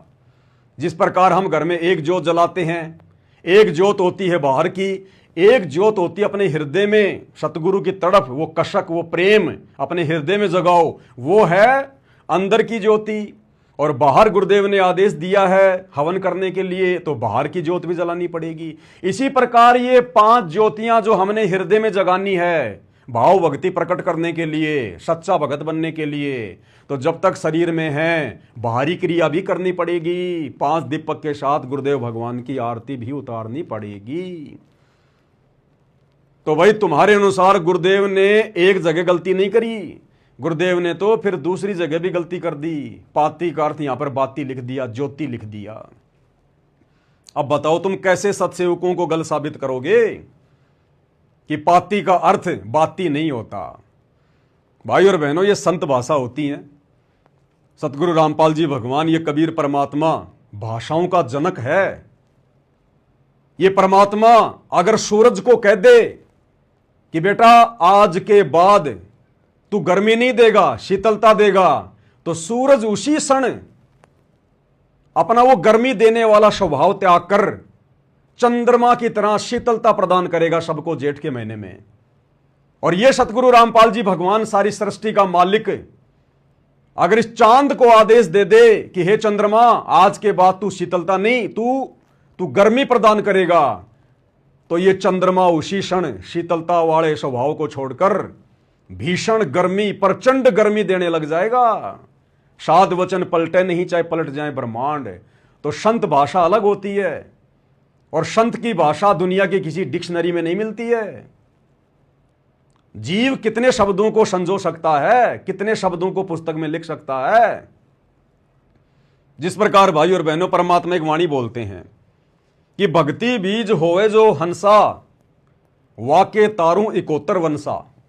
कि जो भक्ति बीज होगा, जो दृढ़ भगत होगा, मेरी युगों युगों की आत्मा होगी, अधिकारी अंश होगा, अगर वो दृढ़ होकर इस कलयुग की पिछली पीढ़ी में भक्ति पर लग जाएगा तो उसकी 71 पीढ़ियों को पार करूंगा।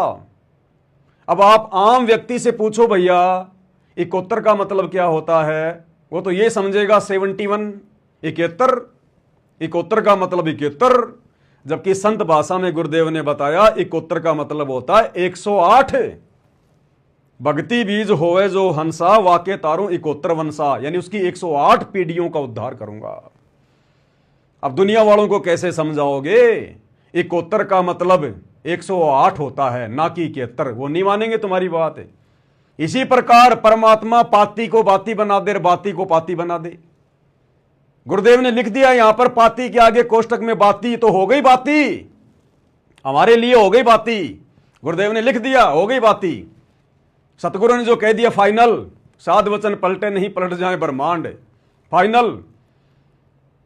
इस पूरी संध्या आरती के सरलार्थ में गुरुदेव ने पाती का अर्थ कहीं भी पतिया नहीं बताया, जबकि बार बार गुरुदेव कह रहे हैं कि ये तो जगत वालों का है, उन्होंने लिखा है पातियों के आगे बातियां। तो यहां तो जगत वालों ने नहीं लिखा, ये तो जगत वालों के अनुसार नहीं है, ये तो सतगुरु रामपाल जी भगवान ने लिखा है। पांचों पाती आगे लिख दिया बाती कोष्टक में। अब क्या जवाब दोगे मेरे भाई और बहनों?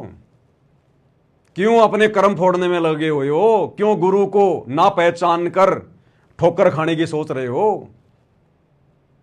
तुम विरोध नहीं कर रहे, तुमसे काल विरोध करवा रहा है। और जब आत्मा काल प्रेरित होती है ना, वो ये सोचती है कि मैं जो कर रहा हूं बहुत अच्छा कर रहा हूं, बिल्कुल परफेक्ट कर रहा हूं, सही कर रहा हूं। काल प्रेरणा ऐसी ही होती है। जिस प्रकार पागल आदमी अगर गोबर खा रहा है और कोई समझदार आदमी समझाए कि भाई गोबर क्यों खा रहा, खाना खाना, वो नहीं मानेगा उसकी बात है। वो कहेगा ये मेरे हलवे को गोबर बता रहा है। तो इसी प्रकार भाई और बहनों, जब काल प्रेरित कोई आत्मा हो जाती है, उसको अच्छाई में उसको बुराई नजर आती है। अब इसका निर्णय कैसे हो? इसका निर्णय होता है गुरु जी के ज्ञान से, गुरु जी के सत्संग से। उन चीजों को आधार बनाओ कि क्या सही है और क्या गलत है। तो गुरुदेव के ज्ञान आधार से बताओ हम किसकी पूजा करें भाई?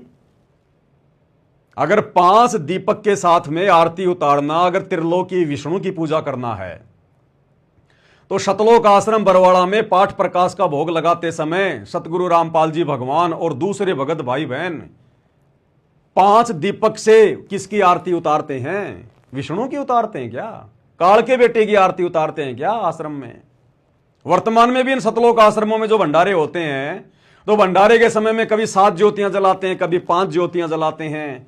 तो क्या ये लोग काल की पूजा कर रहे हैं क्या इन आश्रमों में? ये कॉमन सेंस की बातें हैं, ये विचार करने की बातें हैं। लेकिन ये विचार भी सतगुरु रामपाल जी भगवान के आशीर्वाद बिना जीव में उत्पन्न नहीं हो सकते। दूसरी बात, जो लोग ये कहते हैं कि ये सत्सेवक तो 5 दीपक वाली थाल के साथ में विष्णु की पूजा कर रहे हैं, काल की पूजा कर रहे हैं, तो भाई ना तो हम कोई पाती तोड़ के ला रहे कहीं से कि पाती पंच पोप कर पूजा, कि ये जो लिखा हुआ है वाणी में कि ये जो विष्णु की पूजा है, ये 5 प्रकार की जो पत्तियां होती हैं बेल की या तुलसी की और फूल आदि से जो पूजा की जाती है, ये तो विष्णु की पूजा है जो इसमें लिखा हुआ है। तो हम सत्सेवक भाई बहन अपने गुरुदेव भगवान के आगे जब 5 दीपक वाली थाल से आरती करते हैं ना तो हम कोई फूल प्रयोग में ले रहे और ना हम कोई तुलसी की पत्तियां प्रयोग में ले रहे जो उसमें लिखा हुआ है, ना हम कोई बेल की पत्तियां काम में ले रहे। हम तो शुद्ध देशी घी दीपक में डालकर और गुरुदेव भगवान को श्रद्धा के साथ में उनको परमेश्वर मानकर उनकी आरती करते हैं, उनको प्रसन्न करते हैं। हम ना तो कोई तुलसी की कोई पत्तियां तोड़ के लाते, ना हम कोई फूल वाल तोड़ के लाते हैं। तो तुम्हारा यह कहना भी गलत हो गया कि ये लोग विष्णु की पूजा कर रहे हैं।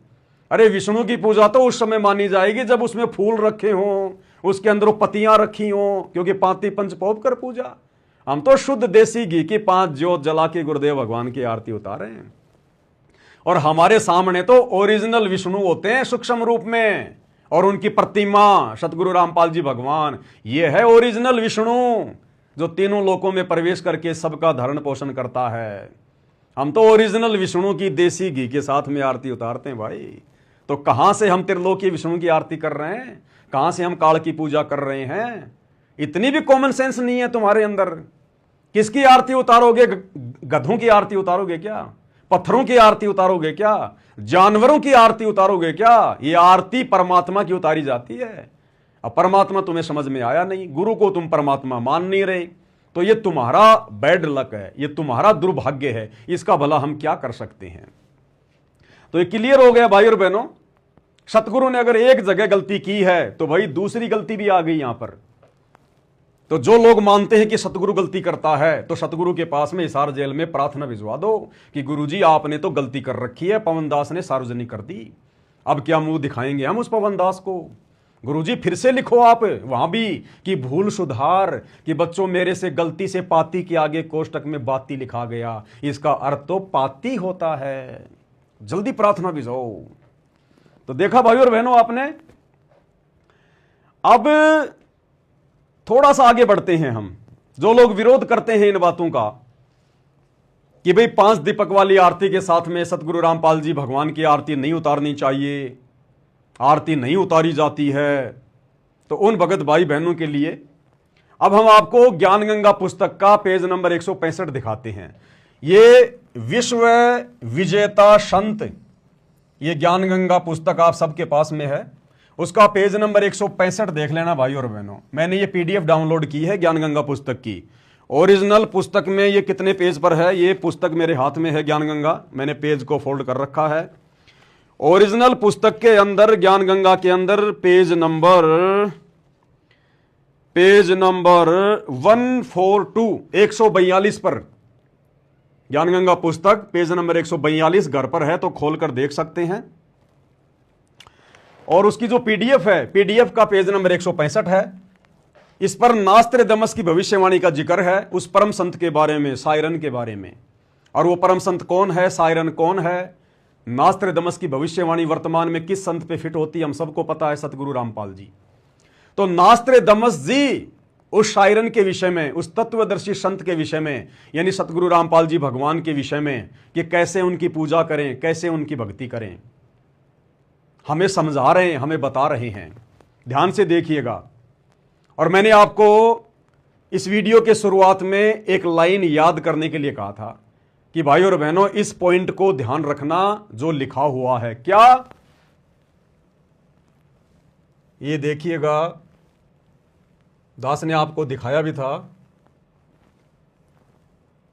कि एक जगह क्या लिखा हुआ है, हमने उसको ध्यान रखना है। कहां लिखा हुआ था? सत्य पुरुष के बारे में कुछ लिखा हुआ था कि हमने रात्रि 8 बजे लाइव आने के संदर्भ में, उससे पहले गुरुदेव भगवान का जयकारा लगाते हैं। हाँ, कहाँ लिखा हुआ था इसमें? सबसे ऊपर वाले पेज पे। उसी में था क्या?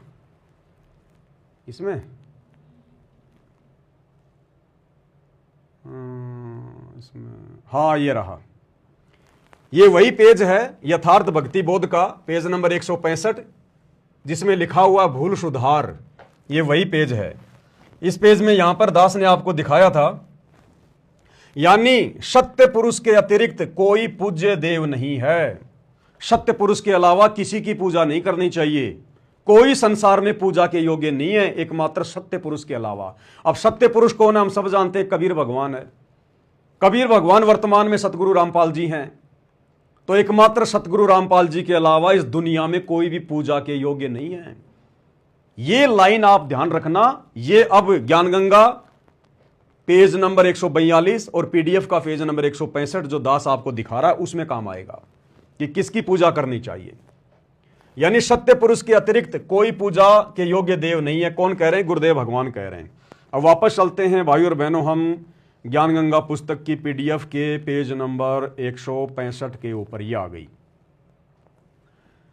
ये तो यथार्थ भक्तिबोध का पेज नंबर 165 है और ज्ञानगंगा का भी भक्तिबोध उसका पीडीएफ का 165 ही है। विश्व विजेता संत और 165 नंबर पेज। अब नास्त्र दमस जी क्या कह रहे हैं उस तत्वदर्शी संत के विषय में, ध्यान से सुनिएगा भाई और बहनों। लास्ट में यहां पर ये देखिएगा, उस तत्ववेता यानी तत्वदर्शी संत, उस तत्ववेता महामानव, एक होता है मानव, आप और हम सब मानव हैं, एक होता है महामानव जो मानव को उत्पन्न करता है, परमेश्वर परमात्मा। एक होता है पुरुष और एक होता है महापुरुष परम पुरुष। उस तत्ववेता महामानव यानी शायरन को सिंहास नस्त करके, सिंहास नस्त यानी ऊंचे सिंहासन पर बैठा कर। आज घर घर में अपने गुरुदेव भगवान के लिए सिंहासन किसने लगाए? आज घर घर में सतगुरु रामपाल जी भगवान के बेड, उनके विश्राम के लिए, उनको भोग लगाने के लिए किन लोगों ने लगाए? उस कल की भगवान सतगुरु रामपाल जी की चुनिंदा आत्माओं ने, सत्सेवक भाई बहनों ने। यह भी आ गया प्रमाण कि उस महामानव को सिंहास नस्त करके यानी ऊंचे सिंहासन पर बैठाकर, आसन लगाकर, जो घर घर में सत्सेवक भाई बहन लगा चुके हैं, उस तत्ववेता महामानव शायरन को सिंहास नस्त करके यानी आसन पर बैठाकर, आगे कोष्टक में लिखा है गुरुदेव ने, आसन पर बैठाकर उसको आराध्य देव मानकर पूजा करें। उसको आराध्य यानी इष्ट देव मानकर, उसको इष्ट देव मानकर क्या करें? पूजा करें। किसके विषय में लिखा है? सतगुरु रामपाल जी के विषय में।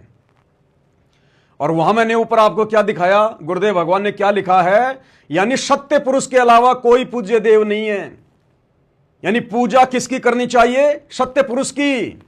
और यहां नास्त्र दमस जी किसकी पूजा करने के लिए कह रहे हैं? उस तत्वदर्शी संत की, सायरन की, यानी सतगुरु रामपाल जी की। तो कौन हुए सतगुरु रामपाल जी? स्वयं कबीर भगवान। अब उनकी पूजा कैसे करेंगे भाई? उनको आसन पर बैठाकर, आपने भगवान को आसन पर बैठा दिया नास्त्र दमस जी के अनुसार कि भाई उसको सिंहासनस्थ करके आसन पर बैठाकर उसकी पूजा करें, इष्ट मानकर। तो पूजा तो मेरे भाई पांति पंच पोहप कर पूजा, पांति पंच पोहप कर पूजा। और यहां नास्त्र दमस जी क्या कह रहे हैं? उसको आराध्य देव मानकर पूजा करें। तो हम सत्सेवक क्या कर रहे हैं? पांति पंच पोहप कर पूजा, देव निरंजन और न दूजा।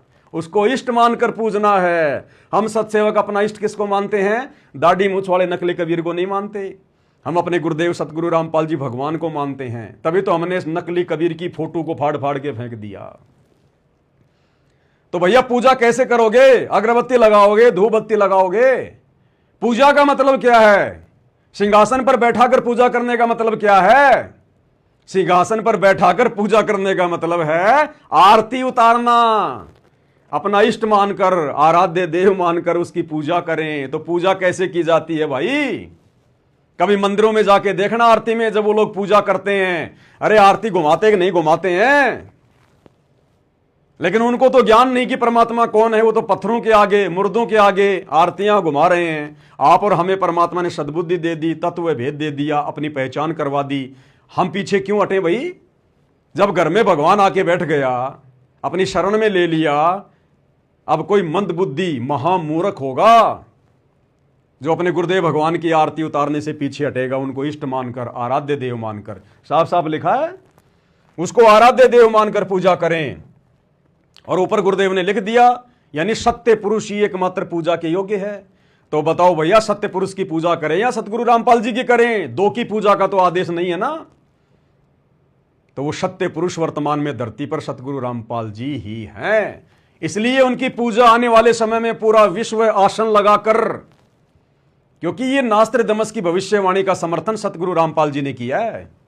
गुरुदेव ने अपने कर कमल से ज्ञान गंगा पुस्तक में लिखा है, ये कभी झूठा नहीं हो सकता कि आसन लगाकर, ये देखो, उसको सिंहासनस्थ करके, और कोष्टक में गुरुदेव ने लिख दिया आसन पर बैठाकर। अब किसी ने तो गुरुजी को अलमारी में बैठा रखा है, किसी ने रसोई के कोने में बैठा रखा है। भैया यहां पर आराध्य मानकर, इष्ट मानकर, जब आप अपने गुरु को इष्ट मान लोगे ना, फिर दाढ़ी मूछ वाले कबीर के लिए जगह नहीं रहेगी।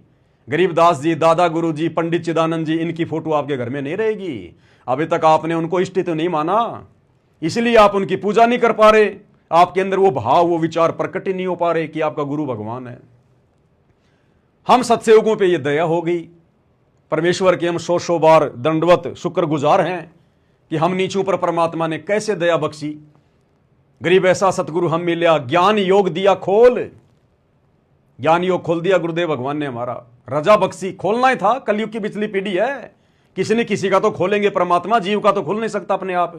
अगर जीव का अपने आप ही ज्ञान योग खुलना होता, गुरु को परमात्मा के रूप में पहचानना होता, तो लाखों युग बीत गए, अनंत युग बीत गए, आज से पहले पहचान लेते, नहीं पहचान पाया कोई। इसलिए परमात्मा ही रजा बख्शता है जब आत्मा के संस्कार उस लेवल पर पहुंच जाते हैं युगों युगों के बाद, कि साधु सेती मस्करी चोरा नाल खुशहाल, और मल अखाड़ा जीतेंगे युगन युगन के माल। तब परमेश्वर अपनी उन प्यारी आत्माओं की, गुरुमुखी आत्माओं का ज्ञान योग खोलते हैं, अपनी पहचान करवाते हैं। तब उन आत्माओं को दृढ़ विश्वास होता है कि गुरु ही भगवान है, गुरु ही परमात्मा है। तो यह विधि वर्तमान में केवल साध संगति में शुरू हुई है, और आने वाले समय में पूरे विश्व में शुरू होगी। अन्यथा फिर नास्त्र दमस की भविष्यवाणी फैल हो जाएगी। अन्यथा फिर नास्त्र दमस की भविष्यवाणी का क्या मतलब हुआ कि उस तत्ववेता संत को आराध्य मानकर, आराध्य माने इष्ट मानकर, और आसन लगाकर उनकी पूजा करें। तो गुरु को इष्ट किसने माना? भगवान किसने माना? कबीर किसने माना? सतसेवकों ने। गुरु का आसन घर घर में किसने लगाया? सतसेवकों ने। और गुरु की पूजा कौन कर रहे हैं? पाती पंच पोप कर पूजा केवल सतसेवक। इसलिए दास कहता है कि यह साध संगति का जो मिशन है, यह सतगुरु रामपाल जी भगवान का मिशन है। यह किसी पवनदास नाम के 2 कोड़ी के कीड़े के द्वारा चलाया हुआ नहीं है। थोड़ी देर पहले वीडियो की शुरुआत में मैं तो जयकारा भूल गया, मेरी क्या औकात है। 3 दिन पहले हमने क्या सब्जी खाई थी वो पता नहीं। कहते हैं गुरु रजा करे, गुरु मेहर करे तो कागा से हंस हो जाए। गुरु जिस पे भी अपनी दया कर दे, मिट्टी से सोना बना दे। हम जीवों की औकात नहीं है, सतसेवकों की औकात नहीं है, राजा महाराजा देव महादेव की औकात नहीं है। सतगुरु जिस पर चाहेगा उस पर रजा भरा आशीर्वाद बख्शेगा। तो यह विधि वर्तमान में साध संगति में शुरू है, और साध संगति सतलोक के लिए सतगुरु रामपाल जी भगवान का ट्रेनिंग सेंटर है। दास बार बार बोलता आ रहा है। आज भले आप विश्वास ना करो, साल 2 साल बाद आपको नाक रगड़ रगड़ के विश्वास करना पड़ेगा। रगड़ रगड़ के जब परमात्मा ठप्पा लगा देंगे हिसार जेल से आके कि हाँ ये साध संगति मेरा यथार्थ तेरवा कबीर पंथ है। और यहां तो स्पष्ट हो ही रहा है समझदार आत्मा के लिए। तो ये क्लियर हुआ भाई और बहनों। अब हमारे मन में कोई शंका नहीं आनी चाहिए कि सतगुरु गलती करता है, सतगुरु से अनुवाद करते समय भूल हो गई। ये मन में भी भाव प्रकट नहीं होने चाहिए, विचार प्रकट नहीं होने चाहिए हमारे। और सतगुरु ऐसी लीला अनेकों बार करता है, चाहे लिख दे चाहे बोल दे, बात एक ही है। अब आपको सतगुरु रामपाल जी भगवान का दास आपको एक छोटा सा शब्द सुनाता है। उस शब्द में देखो किस प्रकार से परमात्मा लीला कर रहे हैं। यह है असली लीलाधर, असली लीलाधर। और किस प्रकार की लीला की है गुरुदेव भगवान ने। एक छोटा सा शब्द सुनाता हूं गुरुदेव भगवान का। शब्द है, तुम मिलकर संगत सारी जय बोलो बंदी छोड़ की। उसमें एक जगह परमात्मा कह रहे हैं कि मेरे भूल लाग गई। परमात्मा जानबूझकर लीला करते हुए शब्द को आधा अधूरा छोड़ रहे हैं और कह रहे हैं भाई मेरे भूल लाग गई, मेरे भूल लाग गई। दास ने 2-3 बार उसको रिपीट किया है आपको सुनाने के लिए। ऐसी लीला करता है परमात्मा। एक बार आपको ये शब्द सुना देता हूं, फिर बाद में इसका विश्लेषण करेंगे। सुनिएगा। सम्मन के घर सतगुरु आए, सेऊ बैठ चढ़ाया था। सम्मन के घर सतगुरु आए, सेऊ बैठ चढ़ाया था। सम्मन के घर सतगुरु आए, सेऊ बैठ लीला मन के। अब सुनना, हरि महिमा अपरम पारी। जय बोल। बोल लागी मेरा कहाँ है? बोल लागी मेरा भूल लागी मेरे। कहाँ है? बोल लागी मेरा कहाँ है? बोल लागी मेरा कहाँ है? जय बोलो। क्या करें गुरुदेव भगवान, शब्द को बीच में गाते गाते और एक आम व्यक्ति की तरह लीला करते हुए। इसलिए भाई और बहनों, वेदों में परमात्मा को जो है वो तस्करा कहा गया है, तस्करा। और इसीलिए नानक जी ने प्यार से कहा, ए ठगवाड़ा ठगी देश। परमात्मा को ठग कहा है, कबीर परमेश्वर को नानक जी ने ठग कहा, ठग कि ये ऐसे ठगता है, ये इस प्रकार से इस काल को ठग रहा। वर्तमान में एक आम व्यक्ति बन के, आम संत बनकर, वो काल भी धोखे में है। ए ठगवाड़ा ठगी देश, खड़ा सियारा बोती बार, ये धानक रूप रहा करता है। और वेदों में तो भगवान को तस्करा कहा, तस्करा, जो आंखों में धूल झोंक के अपना काम करता है। ऐसी लीला करता भगवान। अब उस समय जब परमेश्वर ये सत्संग कहीं भी कर रहे थे, शब्द गा रहे थे, और परमात्मा ने कहा कि भाई मेरे भूल लागी, मेरे भूल लागी। आगे शब्द में क्या है? अगर किसी भगत ने चतुरता करते हुए, मान लो किसी को याद हो और उसने बता दिया हो कि गुरुजी ऐसे है, वो गया काम से, वो उस परीक्षा में फेल। भगत ने बिल्कुल चुप हो जाना चाहिए कि सारी सृष्टि को रचने वाला, असंख्य ब्रह्मांडों का स्वामी, अनंत करोड़ कलाओं का स्वामी, गरीब सब पदवी के मूल हैं, सकल सिद्धि है तीर, और दास गरीब शत पुरुष भजो अविगत कला कबीर। जिस परमेश्वर ने आत्माओं के अनंत युगों का इतिहास बता दिया, जो आत्माओं को उत्पन्न करने वाला, जिसने ब्रह्मा विष्णु महेश के माता पिता बता दिए, ब्रह्मा जी की उम्र कितनी है, शंकर जी की कितनी है, विष्णु जी की कितनी है, काल की उम्र कितनी है, अक्षर पुरुष की आयु कितनी है, जिस परमेश्वर ने यह बायोडाटा निकाल दिया धरती पर आकर, सतगुरु रामपाल जी भगवान ने, क्या एक शब्द को भूलेंगे क्या? और यह शब्द लिखा किसने? यह शब्द कोई कबीर जी का नहीं है, कोई गरीबदास जी का नहीं है, जय बोलो बंदी छोड़ की, खुद सतगुरु रामपाल जी भगवान ने अपने कर कमल से इस शब्द को लिखा। अपने द्वारा लिखे गए शब्द को गुरु जी भूल कर देंगे? अरे भाई, ये तो लीला है परमेश्वर की। ऐसे ही परमात्मा बीच बीच में अपने आप को एक आम व्यक्ति, आम संत साबित करता है इस काल के लोक में, ताकि हम आत्माएं ज्ञान आधार से अपने गुरु जी की पहचान करें। अरे गुरु जी को भूल कैसे लग जाएगी? संगत को भूल ना लग जाए। बरवाला कांड के बाद संगत कहीं भूल ना जाए, ज्ञान को, भगवान को, काल के चक्कर में ना पड़ जाए। हम लाखों भक्तों को समझाने के लिए तो गुरुदेव ने पुस्तक लिखी है, जब जब भूल पड़े। कौन सी पुस्तक? जब जब भूल पड़े। अब बताओ, जो भगवान हम भक्तों को भूल भुलैया से बाहर निकालने के लिए जब जब भूल पड़े पुस्तक लिख रहे हैं कि बच्चों अगर तुम्हें भूल पड़ जाए तो ये पुस्तक पढ़ लेना, जब जब भूल पड़े। बताओ, वो भगवान खुद भूल करेगा? दूसरों की गलतियों को सुधारने के लिए, उनकी भूल को सुधारने के लिए भगवान पुस्तक लिख रहा है, जब जब भूल पड़े। फिर वो भगवान खुद भूल करेगा क्या? अगर आपने मान लिया कि आपका गुरु भगवान है, परमात्मा है, कबीर देव है, फिर आप कैसे ये सोच सकते हैं कि मेरा गुरु भूल करेगा? अगर गुरु से भूल हो गई ना, ये सृष्टि खंड बंड हो जाएगी एक सेकंड में। ये चांद, तारे, नक्षत्र, खंड, पिंड, ब्रह्मांड सब टूट टूट के गिरने लग जाएंगे। अगर गुरु से गलती हो गई तो, अगर गुरु से जरा भूल हो गई तो। अनंत युगों से जब से सृष्टि रची गई है, परमेश्वर के द्वारा बनाए गए चांद, सूरज, ग्रह, नक्षत्र, उपग्रह अपनी अपनी धुरी में घूम रहे हैं, एक सेकंड का भी विलंब नहीं करते। आज आपको एक गाड़ी का पहिया घुमाने के लिए आपको कितनी मेहनत करनी पड़ती है, बेयरिंग लगाना पड़ता है, उसके अंदर वो जो है वो ग्रीस देनी पड़ेगी, जब वो ग्रीस सूख जाए तो दोबारा से उसमें डालनी पड़ेगी, बेयरिंग चेंज करना पड़ेगा, उसमें चूं चूं की आवाज आने लग जाएगी जब वो घस जाता है। और ये चांद, सूरज, ये पृथ्वी, ग्रह, उपग्रह, इतने अनंत युगों से घूम रहे हैं, इनकी कोई सर्विस की जरूरत नहीं है, कोई जो है वो ग्रेस देने की जरूरत नहीं है, ये परमेश्वर की वचन शक्ति से। तो वो परमात्मा भूल करेगा क्या? जिन्होंने सृष्टि को रचने में भूल नहीं करी, वो एक शब्द को गाने में भूल करेगा? एक पुस्तक का छोटा सा अनुवाद करने में कि पाती पंच भोग कर पूजा क्या होती है, उसके अनुवाद करने में भूल करेगा क्या?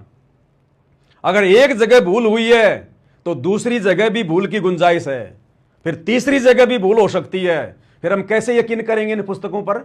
इनमें तो बहुत सारी भूल हो सकती हैं। कैसे हम गुरुदेव के सत्संगों को निसंशय होकर सुन सकते हैं? उनमें तो फिर बहुत सारी भूल हो सकती हैं। जबकि गुरुदेव कह रहे हैं, बच्चों इस दास के मुख से उच्चारित एक एक शब्द ऐसे मान लेना जैसे कोर्ट में रजिस्ट्री होती है, आंख बंद करके विश्वास कर लेना, ब्लाइंड फेथ। तो ये आप और हम सत्सेवक भाई बहनों की परीक्षा के लिए, और ये देखना चाहते हैं परमात्मा की जो काल प्रेरित आत्मा है, जो निकम्मी आत्माएं हैं, जो काल के पक्ष में खड़े हैं और अपने गुरु भगवान की पूजा के विरोध में आ गए, लाख जन्म भी मोक्ष प्राप्त नहीं कर पाएंगे ऐसी निकम्मी आत्माएं। अरे जो गुरु भगवान की पूजा कर रहा है, उनको इष्ट मान के, भगवान मान के उसका विरोध कर रहे हैं, वो मोक्ष के अधिकारी हैं क्या? लाख जन्म में भी नहीं हो सकते। और ये आत्माएं उस समय क्या करेंगे जब आने वाले समय में पूरा विश्व इसी प्रकार से आरती उतारेगा? फिर ये कौन सा मुंह लेके ये कहां जाएंगे, कहां डूब मरेंगे? फिर भी घुमानी पड़ेगी ना तुम्हारे को आरती। थोड़ा बहुत बुद्धि का इस्तेमाल किया होता, कर्म फोड़ लिए, सूखे कर्म। एक छोटा सा सत्संग और सुनाते हैं गुरुदेव भगवान का। एक सत्संग में परमात्मा ने वीर सिंह बघेल का जिक्र किया कि वीर सिंह बघेल जब सारनाम लेने के लिए सतगुरु के कहे अनुसार और उस विधवा ब्राह्मणी के पास में गया जिसका नाम था चंद्रप्रभा, तो गुरुदेव ने एक सत्संग में जानबूझकर उसका नाम चंद्रप्रभा की जगह शशि प्रभा ले लिया। पहले दिन गुरुदेव ने सत्संग किया और गुरुदेव ने कहा कि वो शशि प्रभा के पास गया। दूसरे दिन के सत्संग में गुरुदेव ने कहा कि बच्चों कल मेरे से त्रुटि हो गई थी, मैंने उस बहन का नाम चंद्रप्रभा की जगह शशि प्रभा ले लिया। फिर गुरुदेव ने जस्ट क्या कहा आगे कि पुण्यात्माओं, एक जन्म में उस आत्मा का नाम चंद्रप्रभा भी था। एक जन्म में उस आत्मा का नाम जो है वो शशि प्रभा भी था। 650 साल पहले जिस विधवा ब्राह्मणी का नाम जो है वो चंद्रप्रभा था, एक जन्म में उसका नाम शशि प्रभा भी था। अब जिन भक्तों ने पहले दिन चंद्रप्रभा सुना और दूसरे दिन जब गुरुजी ने कहा कि भाई उसका नाम मैंने गलती से चंद्रप्रभा ले दिया, मैंने उसका नाम गलती से जो है वो शशि प्रभा बोल दिया, जबकि उसका नाम था चंद्रप्रभा, तो कई भक्तों के मन में आया होगा भाई हो गई होगी गलती गुरुजी से, कौन सी बड़ी बात है, वो फैल। तुरंत आगे गुरुदेव ने कह दिया कि एक जन्म में उसका नाम शशि प्रभा भी था। अब क्या मुंह दिखाएंगे वो भगत जो पहले ये सोच गए गुरु को मानुष मानकर कि गुरुजी से गलती हो गई होगी। कोई बात नहीं भाई, जब गुरुजी कह रहे हैं कि मेरे से गलती से उसका नाम चंद्रप्रभा की जगह शशि प्रभा निकल गया, और आगे गुरुदेव ने जब बताया, उससे पहले उन लोगों ने अगर यह सोच लिया कि हो सकता है गुरुजी से गलती हो गई हो, तो बताओ वो तो हो गए फैल परमात्मा की परीक्षा में। ये चेक करता है सतगुरु इस प्रकार से, चेक। अब जो सतगुरु ये कह रहे हैं कि एक जन्म में उसका नाम शशि प्रभा भी था, फिर वो परमात्मा उसका नाम लेने में भूल कैसे कर देगा? जो उसके पिछले जन्म का नाम बता रहा है वो उसका वर्तमान नाम लेने में कैसे गलती कर देगा? ये हम भक्तों की कॉमन सेंस चेक करता है सतगुरु बीच बीच में। सतगुरु शंख कला दर्शावे। क्या कह रहे हैं गुरुदेव भगवान, ध्यान से सुनिएगा। ये ऐसा ही खेल खेलता है परमात्मा।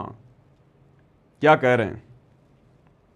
कल के सत्संग में, रात्रि के सत्संग में आप जी ने सुना कि एक बहन जिसका नाम चंद्रप्रभा था, पुण्यात्माओं कल गलती से ये दास चंद्रप्रभा की स्थान पर शशि प्रभा बोल गया। वो चित से उतर गई थी उनका नाम जो है बहन बेटी का। क्या कह रहे हैं गुरुदेव भगवान? वो मेरे चित्त से उतर गई थी, उस बहन बेटी का नाम मेरे चित्त से उतर गया। चित्त यानी मेरे मन से उतर गया, मेरे दिमाग से निकल गया। और जस्ट आगे क्या कह रहे हैं कि एक जन्म में उसका नाम शशि प्रभा भी था। अब बताओ कैसे चित्त से उतर जाएगी भाई? जो परमात्मा उसके पिछले जन्मों का नाम बता रहा है वो वर्तमान जन्म का नाम लेने में गलती करेगा क्या? ये जानबूझ के गलतियां करता है सतगुरु। क्या कह रहे हैं परमात्मा? चंद्र प्रभा की स्थान पर शशि प्रभा बोल गया। दिमाग से उतर गई, उच्चत से उतर गई थी उनका नाम जो है बहन बेटी का, क्योंकि उस आत्मा के कई जन्म हो जाते हैं, हो चुके हैं। सुनिए, और कभी वो एक जन्म में शशि प्रभा भी रही है। जैसे कबीर परमात्मा ने कभी विष्णु जी की महिमा गाते हुए तो साथ में कृष्ण भी बोल दिया है, क्योंकि कृष्ण भी विष्णु ही था। तो वैसे उस समय जो उसकी शरीर था, परमात्मा के समय जो वार्ता हुई थी, उसका नाम चंद्र प्रभा था, उस बहन ब्राह्मणी का। अब बताओ भाई, ऐसे परमात्मा जानबूझकर गलतियां करता है अपने भक्तों की परीक्षा लेने के लिए। अब जो परमेश्वर उस आत्मा के अनंत युगों का बायोडाटा जानता है कि एक जन्म में उस आत्मा का नाम शशि प्रभा भी था, बताओ जो पिछले जन्म का पता नहीं कौन से जन्म की बात होगी, जो सतगुरु ये बता सकता है, वो वर्तमान जन्म का नाम भूलेगा क्या उसका? तो ये जानबूझ के परमात्मा अपने भक्तों की परीक्षा लेने के लिए, उनकी बुद्धि को चेक करने के लिए कि इनका दिमाग कहां जा रहा है, ये गुरु को क्या मानते हैं, मानुष मान रहे हैं, अपने जैसा दो कोटि का जीव मान रहे हैं, या परमात्मा मान रहे हैं। क्योंकि यही गलती तो हम आत्मा युगों युगों से करते आ रहे हैं, गुरु को मानुष मानने वाली। और ये गलती यदि हम वर्तमान में करेंगे तो कैसे पार होंगे भाई? और 90% संगत वर्तमान में वही गलती कर रही है 650 साल पहले वाली, गुरु को मानुष मानकर। आज 27 मई 2025 है, 9, 10, 11 जून को लाखों की संगत, सतलोक आश्रमों से जुड़ी हुई संगत उस दाढ़ी मूछ वाले नकली कबीर की फोटो को भगवान मान के पूजेगी इन आश्रमों में। अरे यहां तो नास्त्रदामस जी कह रहे हैं कि उस तत्ववेता महामानव सायरन को सिंहासनस्थ करके आसन पर बैठा कर उसको आराध्य यानी इष्ट देव मानकर पूजा करें। यहां तो गुरु की पूजा करने की बात हो रही है, इष्ट मानकर यानी भगवान मानकर। और इन आश्रमों में लाखों की संख्या में ये संगत कोऑर्डिनेटरों के पीछे आंख बंद करके विश्वास करके गुरुजी के तत्व ज्ञान को खूंटी पे टांग के और उस कागज के टुकड़े को आराध्य देव मानकर, यहां तो गुरुजी को आराध्य देव मानने की बात कर रहे हैं नास्त्रदामस, और ये लोग उस कागज के टुकड़े को आराध्य देव मानकर और उसकी पूजा करेंगे। अब देखना, भोग लगाएंगे, 5-5 दीपक जला के उसको लगाएंगे भोग। अपने गुरु को भोग लगाने में इनको शर्म आती है। जो रियल कबीर है, अपने गुरु की आरती उतारने में इनको शर्म आती है, जो रियल कबीर है। और उस कागज के टुकड़े की अब देखना, इन भंडारे में भोग लगाते समय देखना किस प्रकार से 5 पंच भोग कर पूजा, 5-5 दीपक के साथ में आरतियां उतारेंगे। ये तो वही गलती जो हम युगों युगों से करते आ रहे हैं, जो 650 साल पहले हुई थी, वही गलती वर्तमान में 90% संगत कर रही है, गुरु को मानुष मानकर। और इसीलिए आदरणीय गरीबदास जी ने ठोक ठोक के 3-4 वाणियां लिखी हैं कि नालायक को गलती मत कर देना। यह सत्य पुरुष कबीर परमात्मा है जो दिल्ली मंडल में आएगा, जो छुडानी में आया है ना मेरे पास में जिंदा बाबा बन के, सतगुरु बन के कबीर जी, आगे चलकर दिल्ली मंडल में यही आएगा, सतगुरु दिल्ली मंडल आईसी। गरीबदास जी कह रहे हैं कि जो मेरा सतगुरु है कबीर, वही दिल्ली मंडल में आएगा 8 सितंबर 1951 को, सतगुरु दिल्ली मंडल आईसी और श्रुति धरनी सुम जगाईसी। तो गरीबदास जी ने कहा कि नालायको, उसको अपने जैसा मानुष मान के, आम संत मान के गलती मत कर देना। उसके अलावा किसी और को मत पूजना, पहले वाले भगवानों को, चाहे मुनिंदर हो, चाहे कबीर हो, चाहे करुणामय हो, चाहे सतसुकृत हो, छोड़ देना सबको, भूल जाना। प्रेजेंट गुरु को परमात्मा मान के, कबीर मान के पूजना, अन्यथा गुरु मानुष कर जानते वो नर कहिए अंध, और दुखी संसार में आगे काल के फंदे। तो भाई और बहनों, आप और हम सत्सयोग भाई बहनों का सौभाग्य, कोई बिल्ली के भाग का छिक्का टूटा हमारा। इन दिनों ये दास थोड़ा सा लाइव नहीं आ पा रहा है, क्योंकि आप भगत भाई बहनों के पास में विनाशकालीन समय से पहले पहले पूजा की सामग्री, भक्ति की सामग्री पहुंचानी है। क्या करेंगे जब लंबे लंबे लॉकडाउन लगेंगे, दुनिया घरों में कैद हो जाएगी। कोरोना तो रिहर्सल थी, आने वाले समय में क्या होगा, ये दुनिया ऐसे हिसार जेल में बैठे हुए परम संत को परमात्मा नहीं मानने वाली। जब इस देश और दुनिया के बड़े बड़े नेताओं के घुटने टूट लेंगे तब ये लोग नाक रगड़ कर हिसार जेल में जाएंगे अपने बाप से माफी मांगने के लिए। तो ये काम इतना आसान नहीं है। घुटने तोड़ेगा परमात्मा, बंदर दिखाएगा दुनिया को, दाने दाने के लिए मोहताज होना पड़ेगा, तब दुनिया को भगवान याद आता है। बकवादों में भगवान याद नहीं आता। तो आने वाले समय में फिर हम क्या करेंगे? गुरु महिमा करेंगे, गुरु के शब्द गाएंगे। हमें तो गुरु कोई कमी रहने नहीं देगा। गुरु का वचन है, घर में 2 दाने होंगे, सुबह आटा भरा हुआ मिलेगा पीपे का रसोई में, तेल का कैन भरा हुआ मिलेगा, गैस सिलेंडर भरा हुआ मिलेगा। आप और हमें तो परमात्मा ना भूखा मर देगा, ना भूखा मरने देगा, ना किसी चीज के भरोसे रहने देगा।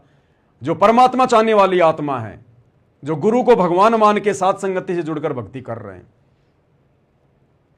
और बाकी भाई दाने दाने के लिए रोएंगे, दाने दाने के लिए। तो 2 ही प्रकार की आत्माएं आने वाले समय में ठीक ठाक रहेंगी। या तो जिसके भक्ति संस्कार मजबूत हैं, भले वो भगत नहीं है, जगत का आदमी है, किसी भी देश का है, अगर उसके पिछले संस्कार मजबूत हैं, पिछले जन्मों की परमात्मा की आत्मा है, आगे उनकी शरण में आनी है, एक तो परमात्मा उनको संभालेगा।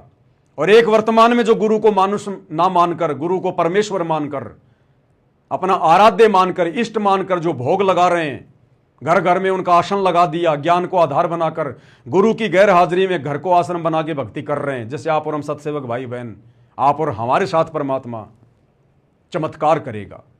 यानी आप और हमारे लिए तो चमत्कार ही होगा, बैठे बैठे घर में सब कुछ मिलेगा। और ये परमात्मा तो वो समर्थ शक्ति है, ये तो अपने आशीर्वाद से हमारा पेट भर दे, सालों साल हमारे को भूख ना लगे। अरे दुर्योधन के कहने पर पांडवों को शराप देने के लिए जब दुर्वासा ऋषि 88,000 ऋषियों को लेकर जंगल में गया था, शाम के समय गया जब सबने खाना खा लिया और डिमांड कर दी, आज के बोए अंगूर, आज का बोया धान मानसरोवर का जल लाओ, नहीं तो शराप दूंगा। पांडवों ने, और कौन थी वो, कुंती थी या वो द्रौपदी थी, उन्होंने श्री कृष्ण जी को याद किया, क्योंकि उन्होंने श्री कृष्ण जी को अपना गुरु बना रखा था। तो श्री कृष्ण जी तो कहां आना था बेचारा, श्री कृष्ण का रूप बनाकर कबीर परमात्मा सतगुरु रामपाल जी पहुंच गए, क्योंकि गुरु के माध्यम से यह शक्ति काम करती है सारी की सारी। और परमेश्वर ने कहा कि भाई द्रौपदी पहले मुझे कुछ खिला। बोले भगवान खाने का ही तो रोड़ा है, मेरे पास में सूर्य देव का दिया हुआ एक पात्र था, और जब तक मैं भोजन नहीं कर लूं तब तक मैं पूरी दुनिया को भोजन करवा सकती हूं, लेकिन मैंने भी भोजन कर लिया, उसके बाद ये दुर्वासा आया है। अगर भोजन नहीं होता तो आपको याद करने की क्या जरूरत थी। तो परमेश्वर ने कहा श्री कृष्ण रूप में सतगुरु रामपाल जी भगवान ने कि द्रौपदी मेरा विधान है, मैं वो नहीं तोड़ सकता। गीता अध्याय 3 श्लोक 13। जो लोग परमात्मा को भोग लगाए बिना अन्न पकाते हैं, अन्न खाते हैं, वो तो पाप खाते हैं। तो परमेश्वर ने कहा कि ढूंढ द्रौपदी ढूंढ कोई भोजन का किरका, प्रथम करूं भोजन फिर मेटूं ऋषि जन की तृष्णा। तो द्रौपदी ने कहा कि महाराज इस पात्र में जो सूर्य देव के द्वारा दिया गया था, एक साग का एक पत्ता लगा हुआ है। तो गुरुदेव ने कहा कि बेटा इसी को घोल घाल के पिला दे मेरे को। तो परमेश्वर ने उस पात्र में थोड़ा सा जल डलवा के उसको घोल के और पिया। सतगुरु रामपाल जी भगवान ने श्री कृष्ण रूप में, इधर परमेश्वर का पीना हुआ, उधर 88,000 ऋषि और दुर्वासा जो भूख से तड़प रहे थे, जमीन पर गधे की तरह लोट पलेटे मार रहे हैं, भोजन को पचा रहे हैं। जो जो बोला था वही खाने को मिला उनको, बिना खाए पेट भर दिया भगवान ने। और श्री कृष्ण रूप में सतगुरु रामपाल जी भगवान ने कहा कि जा भाई भीम, ऋषियों जी को बुला लो कि भोजन तैयार है, आ जाओ। जैसे भीम गया और भोजन की प्रार्थना की कि चलो जी भोजन तैयार है, दुर्वासा ने कहा कि भीम भोजन का नाम मतलब उल्टी आने को हो रही है, ये बता तुम्हारे घर पे कौन आया है। बोला श्री कृष्ण जी आए। अब भीम को क्या पता कि वो भगवान थे, कबीर भगवान सतगुरु रामपाल जी थे। उसने कहा कि श्री कृष्ण जी आए। तो दुर्वासा ने कहा कि राम करे थारा दुश्मन मरियो। दुर्योधन ने भेजा था पांडवों को शराप दिलवाने के लिए, और परमात्मा ने उसकी बुद्धि पर बैठकर उसी दुर्वासा से दुर्योधन को श्राप दिलवा दिया। भीम को क्या बोला, राम करे थारे दुश्मन मरियो। अब पांडवों के दुश्मन कौरव उल्टा श्राप दिलवा दिया और बोला भैया हमारा तो पेट फटने को हो रहा है, धन्य हो परमात्मा, हमारा तो पेट फटने को हो गया, वापस जा। तो बिना भोजन खिलाए जब परमात्मा 88,000 ऋषि और दुर्वासा का पेट भर सकता है, तो वो ही तो भगवान कबीर भगवान सतगुरु रामपाल जी वर्तमान में धरती पर प्रकट हैं। इनको तो गैस भरने की जरूरत नहीं, आटे का पीपा भरने की जरूरत नहीं, ये तो वैसे हमारा पेट भर दे। लेकिन परमात्मा यहां के विधान को भी बना के रखता है ताकि काल का कलेजा ना फट जाए। इसलिए भाई और बहनों, आने वाले समय में अनहोनियां होंगी, चमत्कार होंगे। परमात्मा चाहने वाली आत्माओं के साथ में, विशेष आत्माओं के साथ में, और फिर ये दुनिया देखेगी, अक्का बक्का रह जाएगी कि हमारे पास में इतनी संपत्ति, इतना धन, इतना अनाज था, आज खाने को दाना नहीं। और ये सतगुरु रामपाल जी के भगत जो रोज कमाते रोज खाते थे, आज इनके घर में भंडारे कैसे चल रहे हैं। ये खुद तो खा रहे हैं, दुनिया को भी खिला रहे हैं, लंगर बांट रहे हैं। लोग अचंबा करेंगे। तब ये दुनिया हिसार जेल में बैठे सतगुरु रामपाल जी को परमात्मा के रूप में देखेगी। इसलिए भाई और बहनों, आप और हमारे को भगवान ने मौका दे दिया पहले अपनी पहचान करवाकर। आप और हम भाई बहन संसार की सर्वश्रेष्ठ आत्माएं हैं। ये दुनिया भले हमें कुछ ना माने, कुछ ना जाने, हमें कोई फर्क नहीं पड़ता, और हमें फर्क जो है पड़वाना भी नहीं है। हम दुनिया की नजरों में पागल रह के ही, दुनिया की नजरों में बर्बाद व्यक्ति रहकर ही मोक्ष प्राप्त कर सकते हैं। अगर दुनिया की नजरों में हम महान आदमी बन गए, पैसे वाले आदमी बन गए, बहुत बड़े रईस बन गए, साहूकार बन गए, मान बड़ाई छा जाएगी। जैसे गुब्बारे में हवा भरी नहीं, ऊपर को उड़ा नहीं। तो हमने तो भिखारी बन के, गरीब सा बन के, बावड़ा सा बन के अपनी भक्ति को सफल करके यहां से निकलना है। हमने दुनिया को दिखाना नहीं है कि हम धनवान हैं, पैसे वाले हैं, ये है वो है, कुछ नहीं है। जैसा भगवान दे रहा है, खाना पीना रहना सहना, उनकी मौज उनकी मर्जी। महल में रखे तो उनकी मर्जी, झोपड़ी में रखे तो उनकी मर्जी, रोड पे रखे तो उनकी मर्जी, करोड़पति बनाए तो उनकी मर्जी। हम रहेंगे वही भगत, उनके कुत्ते। हमारी औकात हमें भगवान ने पहले समझा दी कि अपनी औकात को अपनी लिमिट को पार मत करना। तुम 2 कोटि के जीव हो, अगर मैं तुम्हें न मिलता, अगर ना मिलता हमें सतगुरु, तो आज हमारी क्या हैसियत थी, हमारी क्या औकात थी। इस दास के जीवन में तो सतगुरु की दया बिल्कुल शीशे की तरह साफ साफ दिखाई दे रही है। जिस नक्शे कदम पर यह पवन दास सतगुरु की शरण में आने से पहले गांव से आकर जयपुर में रहकर जो बर्बादी के रास्ते पे जा रहा था, आज तक तो मेरा परिवार भी ना होता, ये पवन दास तो या तो मर गया होता या कहीं जेल में पड़ा होता आजीवन उम्र कैद में। हमारी बहन जी जो भगतमती है, वो कब की मर चुकी होती, दुखी होके, परेशान होके। मेरे लड़के आवारा गिरदे में होते, दारू शराब बीड़ी गुटखा पी रहे होते, कहीं पड़े होते भांग के नशे में। पूरा खानदान बर्बाद था, खानदान बर्बाद। जिस रास्ते पर मैं चल पड़ा था, सतगुरु ने आके संभाल लिया। परमेश्वर ने, ये काल तो मुझे बर्बाद करना चाह रहा था, और मेरे माध्यम से परमात्मा ने हजारों को आबाद करवा दिया, हजारों को सुलझा दिया सात संगति के माध्यम से। इसी का नाम तो सतगुरु है। जय तू चाल 1 कदम मैं चालूं कदम 60, जय तू हो जा काठ का मैं हो जाऊं लोहे की लाठ। परमात्मा कहते हैं काल को, अगर तू डाल डाल चलता है तो हम भी पात पात चलते हैं। तो इसमें आप और हमारा कोई श्रेय नहीं है भाई और बहनों। सब कुछ सतगुरु की दया, सतगुरु की मेहर। आप भी अपने जीवन में थोड़ा सा झांक के देखोगे, थोड़ा सा चिंतन मनन करोगे, बुद्धि पे जोर डालोगे। आप चाहे आज कितने गरीब हैं, कुछ भी हैं, कैसे भी हैं, लेकिन सतगुरु के शरण में हैं, सेठ के बच्चे हैं। हमसे बड़ा कोई धनी नहीं दुनिया में। ये धन तो गुरुजी हमें जानबूझ के नहीं दे रहे, कहीं हमारे अंदर गुब्बारे की तरह हवा ना भर जाए। धन भी देगा, उससे पहले परमात्मा अपनी औकात से और अपने विषय में अच्छी तरीके से परिचित करवाएगा। इस माया के गुण और अवगुण के बारे में, ये कहां हानि देगी, कहां लाभ करेगी, पहले परमात्मा हमें तत्व ज्ञान से सराबोर करेगा। फिर हम इस माया का दुरुपयोग नहीं कर सकते, चाहे लाखों करोड़ों की संख्या में घर में पड़ी रहो। उसके बाद देगा परमात्मा, इतना देगा। सतगुरु कहते हैं आने वाले समय में दुनिया अचंबा करेगी, इनके घर में आ कहां से रहा है। गुरुदेव कहते हैं तुम्हारी कोठियां अलग होंगी, तुम्हारे यातायात के साधन दुनिया से न्यारे होंगे। ये दुनिया जो आज घूम रही है ना, ये दुनिया जो आज घूम रही है ना, 1-1 करोड़ की 2-2 करोड़ की गाड़ियों में, आने वाले समय में परमात्मा के बच्चे सतसेवक घूमेंगे। देखो एक मजे की बात बताता हूं आपको।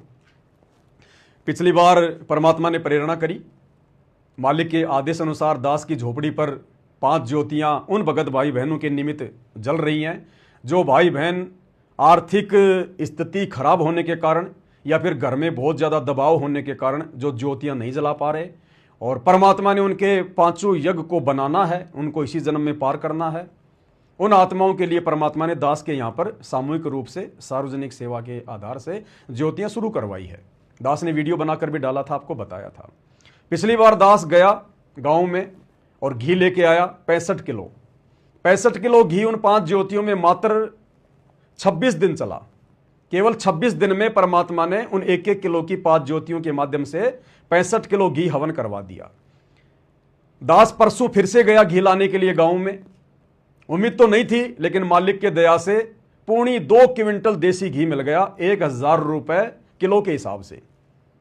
1 क्विंटल 75 किलो घी दास को देसी, बिल्कुल दास खुद गाड़ी लेके वहां के लोगों को साथ में लेके, मेरे कुछ रिश्तेदार थे उनको साथ में लेके, और दास खुद जा के किसी के घर से 5 किलो, किसी के घर से 15 किलो, किसी के घर से 4 किलो, पौने 2 क्विंटल घी परमात्मा ने व्यवस्था करवा दी। अब वो पौने 2 क्विंटल घी मुश्किल से 1.5 महीने चलेगा, मुश्किल से 1.5 महीने। तो परमेश्वर की छप्पर फाड़ दया हो रही है। तो दास जब गया, अपने गांव में भी चला गया दास उधर घी वगैरह लाने के लिए। कुछ हमारी एक बूढ़ी माँ है, वो थोड़ा सा ज़्यादा बीमार हो रही है, 90 साल से ऊपर की है। तो भाई चलो उससे भी जो है वो मिला आते हैं, तो हम वहाँ चले गए। घी तो लाना ही है, वैसे नहीं गया दास पर्सनली कोई मिलने के लिए, घी के बहाने दास वहाँ भी चला गया। तो दास ऐसे ही जो ढाणी है हमारी 10, 15, 20 घरों की, दास वहाँ चला गया। वहाँ जाते गांव वाले चारों तरफ ऐसे देखने लग गए, मेरे को गाड़ी की तरफ देखने लग गए ऐसे। अब मैंने सोचा भाई आए हैं तो चलो इनसे भी मिल लेते हैं, राम रमी कर लेते हैं। मैंने राम रमी करी। उन्होंने कहा कि आजा भाई आजा, देशराज। गांव में नाम मेरा है देशराज। मुझे पवन नाम से कोई नहीं जानता, पवन नाम से केवल मुझे संगत वाले जानते हैं, बाकी मेरा नाम है देशराज। रिश्तेदार वगैरह सब मुझे देशराज के नाम से जानते हैं। तो उन्होंने बैठा लिया, बातचीत करने लग गए। बोला जी पानी चाय बनाओ। मगर नहीं भाई, ना पानी पीते ना चाय पिताते, ना कोई चाय पीते। हम चाय तो पीते नहीं, और पानी हम अपना लेके आए हैं। दास ना अपनी रिश्तेदारी में किसी का पानी भी नहीं पीता है, ना खाना खाता है, बिल्कुल भी। अब तो सबको पता चल गया, कोई मेरे को पूछता भी नहीं है, पता चल गया सबको। चाय ये पीता नहीं और भोजन पानी ये करता नहीं, तो मेरे को पूछते भी नहीं अब तो, कि अपना सब कुछ ये लेके आता है। तो उन्होंने मेरे को वहां बैठा लिया। बैठा के थोड़ी बहुत बातचीत हुई। भाई तू कुछ खाता भी नहीं पीता नहीं, फिर क्या है क्या नहीं है। मैंने कहा भाई सत्संग सुनो, तुम भी परमात्मा आए हुए धरती पर ये बातें उनके कहाँ दिमाग में आनी है, उनके दिमाग में तो और ही चीजें भरी रहती है। उन्होंने मुझे कहा कि भाई एक बात तू साची साची बता। मैंने कहा भाई पूछो। बोला इस पूरे एरिया में बहुत भयंकर डंका बजा हुआ है कि भाई देशराज के पास में 7 करोड़ की गाड़ी है, 7 करोड़ की गाड़ी। और वो ऐसी गाड़ी है अगर कोई गोली मारे बाहर से तो शीशों में गोली भी नहीं लगती, यानी वो बुलेट प्रूफ गाड़ी है। तो मैंने कहा भैया मेरे पास तो ये जो है ना, ये टाटा सफारी है, मेरे पास तो ये ही है। अब इसमें गोली जाती है कि नहीं जाती है, कि ये 7 करोड़ की है कि ये 17 करोड़ की है, मेरे पास में तो ये ही है। आगे भगवान की मौज, वो रोड पे रखे, साइकिल पे रखे, या वो 7 करोड़ की गाड़ी दे, वो उसकी मर्जी। तो बोला भाई तेरे बारे में तो बहुत भयंकर डंका बज रहा कि भाई पता नहीं जयपुर में जाके तो उसने क्या धंधा शुरू कर लिया, क्या कर लिया, और उसके बराबर तो आसपास में कोई पैसे वाला ही नहीं है, और 7 करोड़ की गाड़ी में चलता है, 7 करोड़ की गाड़ी में। मैंने कहा ये तो गांव वाले तो मैनेजमेंट के भी बाप है, मैनेजमेंट वालों ने तो खाली इतना ही उड़ाया है कि पवन दास के जयपुर में 2 फ्लैट हैं, 3 फ्लैट हैं, 1 करोड़ की गाड़ी है, और ये गांव वाले तो मैनेजमेंट वालों के भी बाप है, इन्होंने तो 7-7 करोड़ की गाड़ियां बता दी। तो भाई और बहनों, कहने का मतलब है सतगुरु का वचन है, निष्फल नहीं हो सकता। पहले हम लोग एक पोस्टर देखा करते थे, श्री कृष्ण जी की फोटो लगी होती थी, और उस पर लिखा होता था तू मेरी महिमा कर, मैं तेरी महिमा मुफ्त में ना कर दूं तो कहना। तो हम तो जयपुर में बैठ के सतगुरु की महिमा कर रहे हैं, और सतगुरु मुफ्त में गांव में हमारी महिमा कर रहा है कि वो तो 7 करोड़ की गाड़ी में घूमता है, वो तो ऐस कर रहा है, फलाना दिखना। हम यहां सतगुरु की महिमा कर रहे हैं, सतगुरु पीछे हमारी महिमा में लगे हुए हैं। तो ये सतगुरु की दया है, उनकी मेहर है, हमें उनकी इन बातों से कोई फर्क नहीं पड़ता। क्योंकि वो लोग कुछ भी सोच सकते हैं, कुछ भी बोल सकते हैं। हम हकीकत में क्या हैं, अपनी औकात का हमें भली बाती पता है। हमने गुब्बारे की तरह अपने अंदर हवा भर के मान बढ़ाई ईर्ष्या की ऊपर नहीं उड़ना है, ऊपर जाके फिर फूटेंगे फिर धूप में। तो परमात्मा ने हमें अच्छी तरीके से समझा रखा है, बता रखा है। आने वाले समय में तो पता नहीं बच्चों जो है सतगुरु के बच्चों के पास में क्या क्या होगा, ना जाने हम सत्सेवकों को परमात्मा क्या क्या सुख देगा। भगवान कहते हैं जिसका ये लोक सुखी नहीं उसका परलोक कभी सुखी नहीं हो सकता। तो परमेश्वर इस गंदे लोक में भी हमारे को जो यहाँ के सर्वश्रेष्ठ सुख हैं वो भी देगा। दुनिया देखेगी आंख फाड़ फाड़ के कि ये भिखारी आदमी, इनके घर में कुछ नहीं था, आज ये कहाँ पहुंच गए, कैसे पहुंच गए। क्योंकि हम जगत सेठ की शरण में हैं, सांवरसा सेठ के बच्चे हैं, सेठों के सेठ के बच्चे हैं। तो थोड़ा भाई और बहनों सब्र रखना। ये अग्नि परीक्षा का समय चल रहा है। गुरुदेव बार बार कहते हैं बच्चों तुम्हारी अग्नि परीक्षा का समय चल रहा है, सत्सेवकों का, ना कि आश्रम वालों का। वो तो खंडित है सब। यहां पर हमारी अग्नि परीक्षा चल रही है। विशेष संदेश हिसार जेल से विशेष आत्माओं के लिए आते हैं, सत्सेवकों के लिए आए हैं। यहां पर हमारी अग्नि परीक्षा चल रही है। लास्ट का समय है, बनी बनाई बात को बिगाड़ मत देना। गरीबी है तो गरीबी में खुशी से, कोई शिकवा नहीं, कोई शिकायत नहीं गुरु जी से। कैसे भी रखे परमात्मा, जो राखूं त्यों ही रहूं, हमरा के चारा खाने जाद खरीदूं गुलाम तुम्हारा। कुत्ता हूं गुरुदेव का, पवन दास का नाम गले में मालिक कहते हैं वाणी है परमेश्वर की। कुत्ता हूं गुरुदेव का और पवन दास का नाम, और गले प्रेम की जेवड़ी, जहां खैचो तहां जाऊं। तो करो तो बावड़ूं, दूर दूर करो तो जाऊं, और जो राखूं त्यों ही रहूं, जो देवो सो खाऊं। ये आने वाले 2 से 3 साल 2028 तक का समय हम सत्सेवकों की अग्नि परीक्षा का समय है। काल कितना ही तोड़े, कितना ही मरोड़े, कितना ही दबाए, कितना ही परेशान करे, कुछ भी करो लेकिन भक्ति मत छोड़ो, सतगुरु के चरण मत छोड़ो। द्वार धनी के पड़ा रहे चाहे धक्के धनी के खाए, सो काल जग जोरी, पर द्वार छोड़ ना जाए। ये भक्ति नहीं छोड़नी। भक्ति चाहे किसी भी कारणवश थोड़ी हो जाए, मंत्र चाहे थोड़ी हो जाए, आरती कभी ना हो कभी हो, कोई दिक्कत नहीं। 5 बाती से आरती ना कर पाए कभी कर लें, कोई दिक्कत नहीं है। लेकिन मर्यादा और सतगुरु से उम्मीद ये मत छोड़ो बिल्कुल भी। ये भक्ति त्यागने की तो 195 में मत छोड़ो, 195 में भी मत सोचो। चाहे घर वाले हमारे को टुकड़े टुकड़े करने की धमकी क्यों ना दें, काल डराएगा। काल का हथियार यही है, वो डर पैदा करेगा। सतगुरु हमारे नजदीक भी नहीं आने देगा उसके किसी भी हथियार को, अगर विश्वास रखेंगे तो। बाकी परीक्षा तो होगी भाई, परीक्षा भी उन्हीं की होगी जिनको सतलोक लेकर जाना होगा। निकम्मों की परीक्षा नहीं होती। जिनका स्कूल से नाम ही कट गया वो गधे पे बैठकर कहीं घूमो, टीचर उनके विषय में कुछ नहीं सोचता। जिनका एडमिशन है, जिनका कनेक्शन सतगुरु से जुड़ा है, परीक्षा उन्हीं की होगी।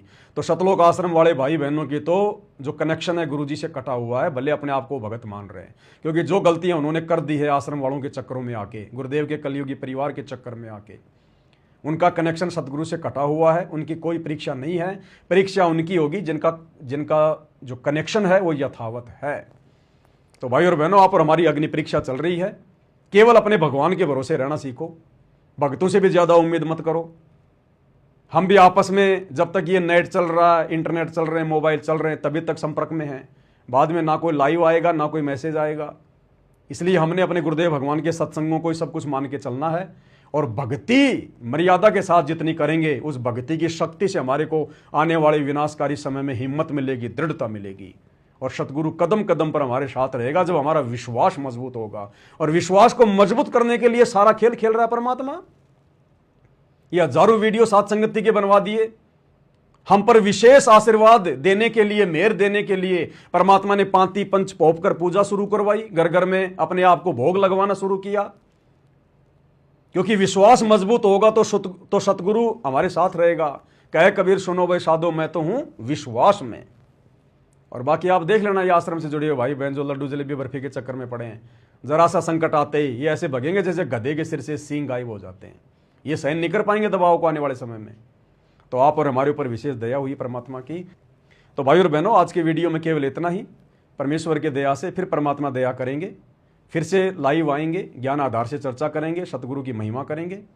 तो आज के वीडियो में केवल इतना ही। गुरुदेव भगवान हम सबको आज्ञा दें, इजाजत दें, सद्बुद्धि दें। बंदी छोड़ सतगुरु रामपाल जी भगवान की जय हो।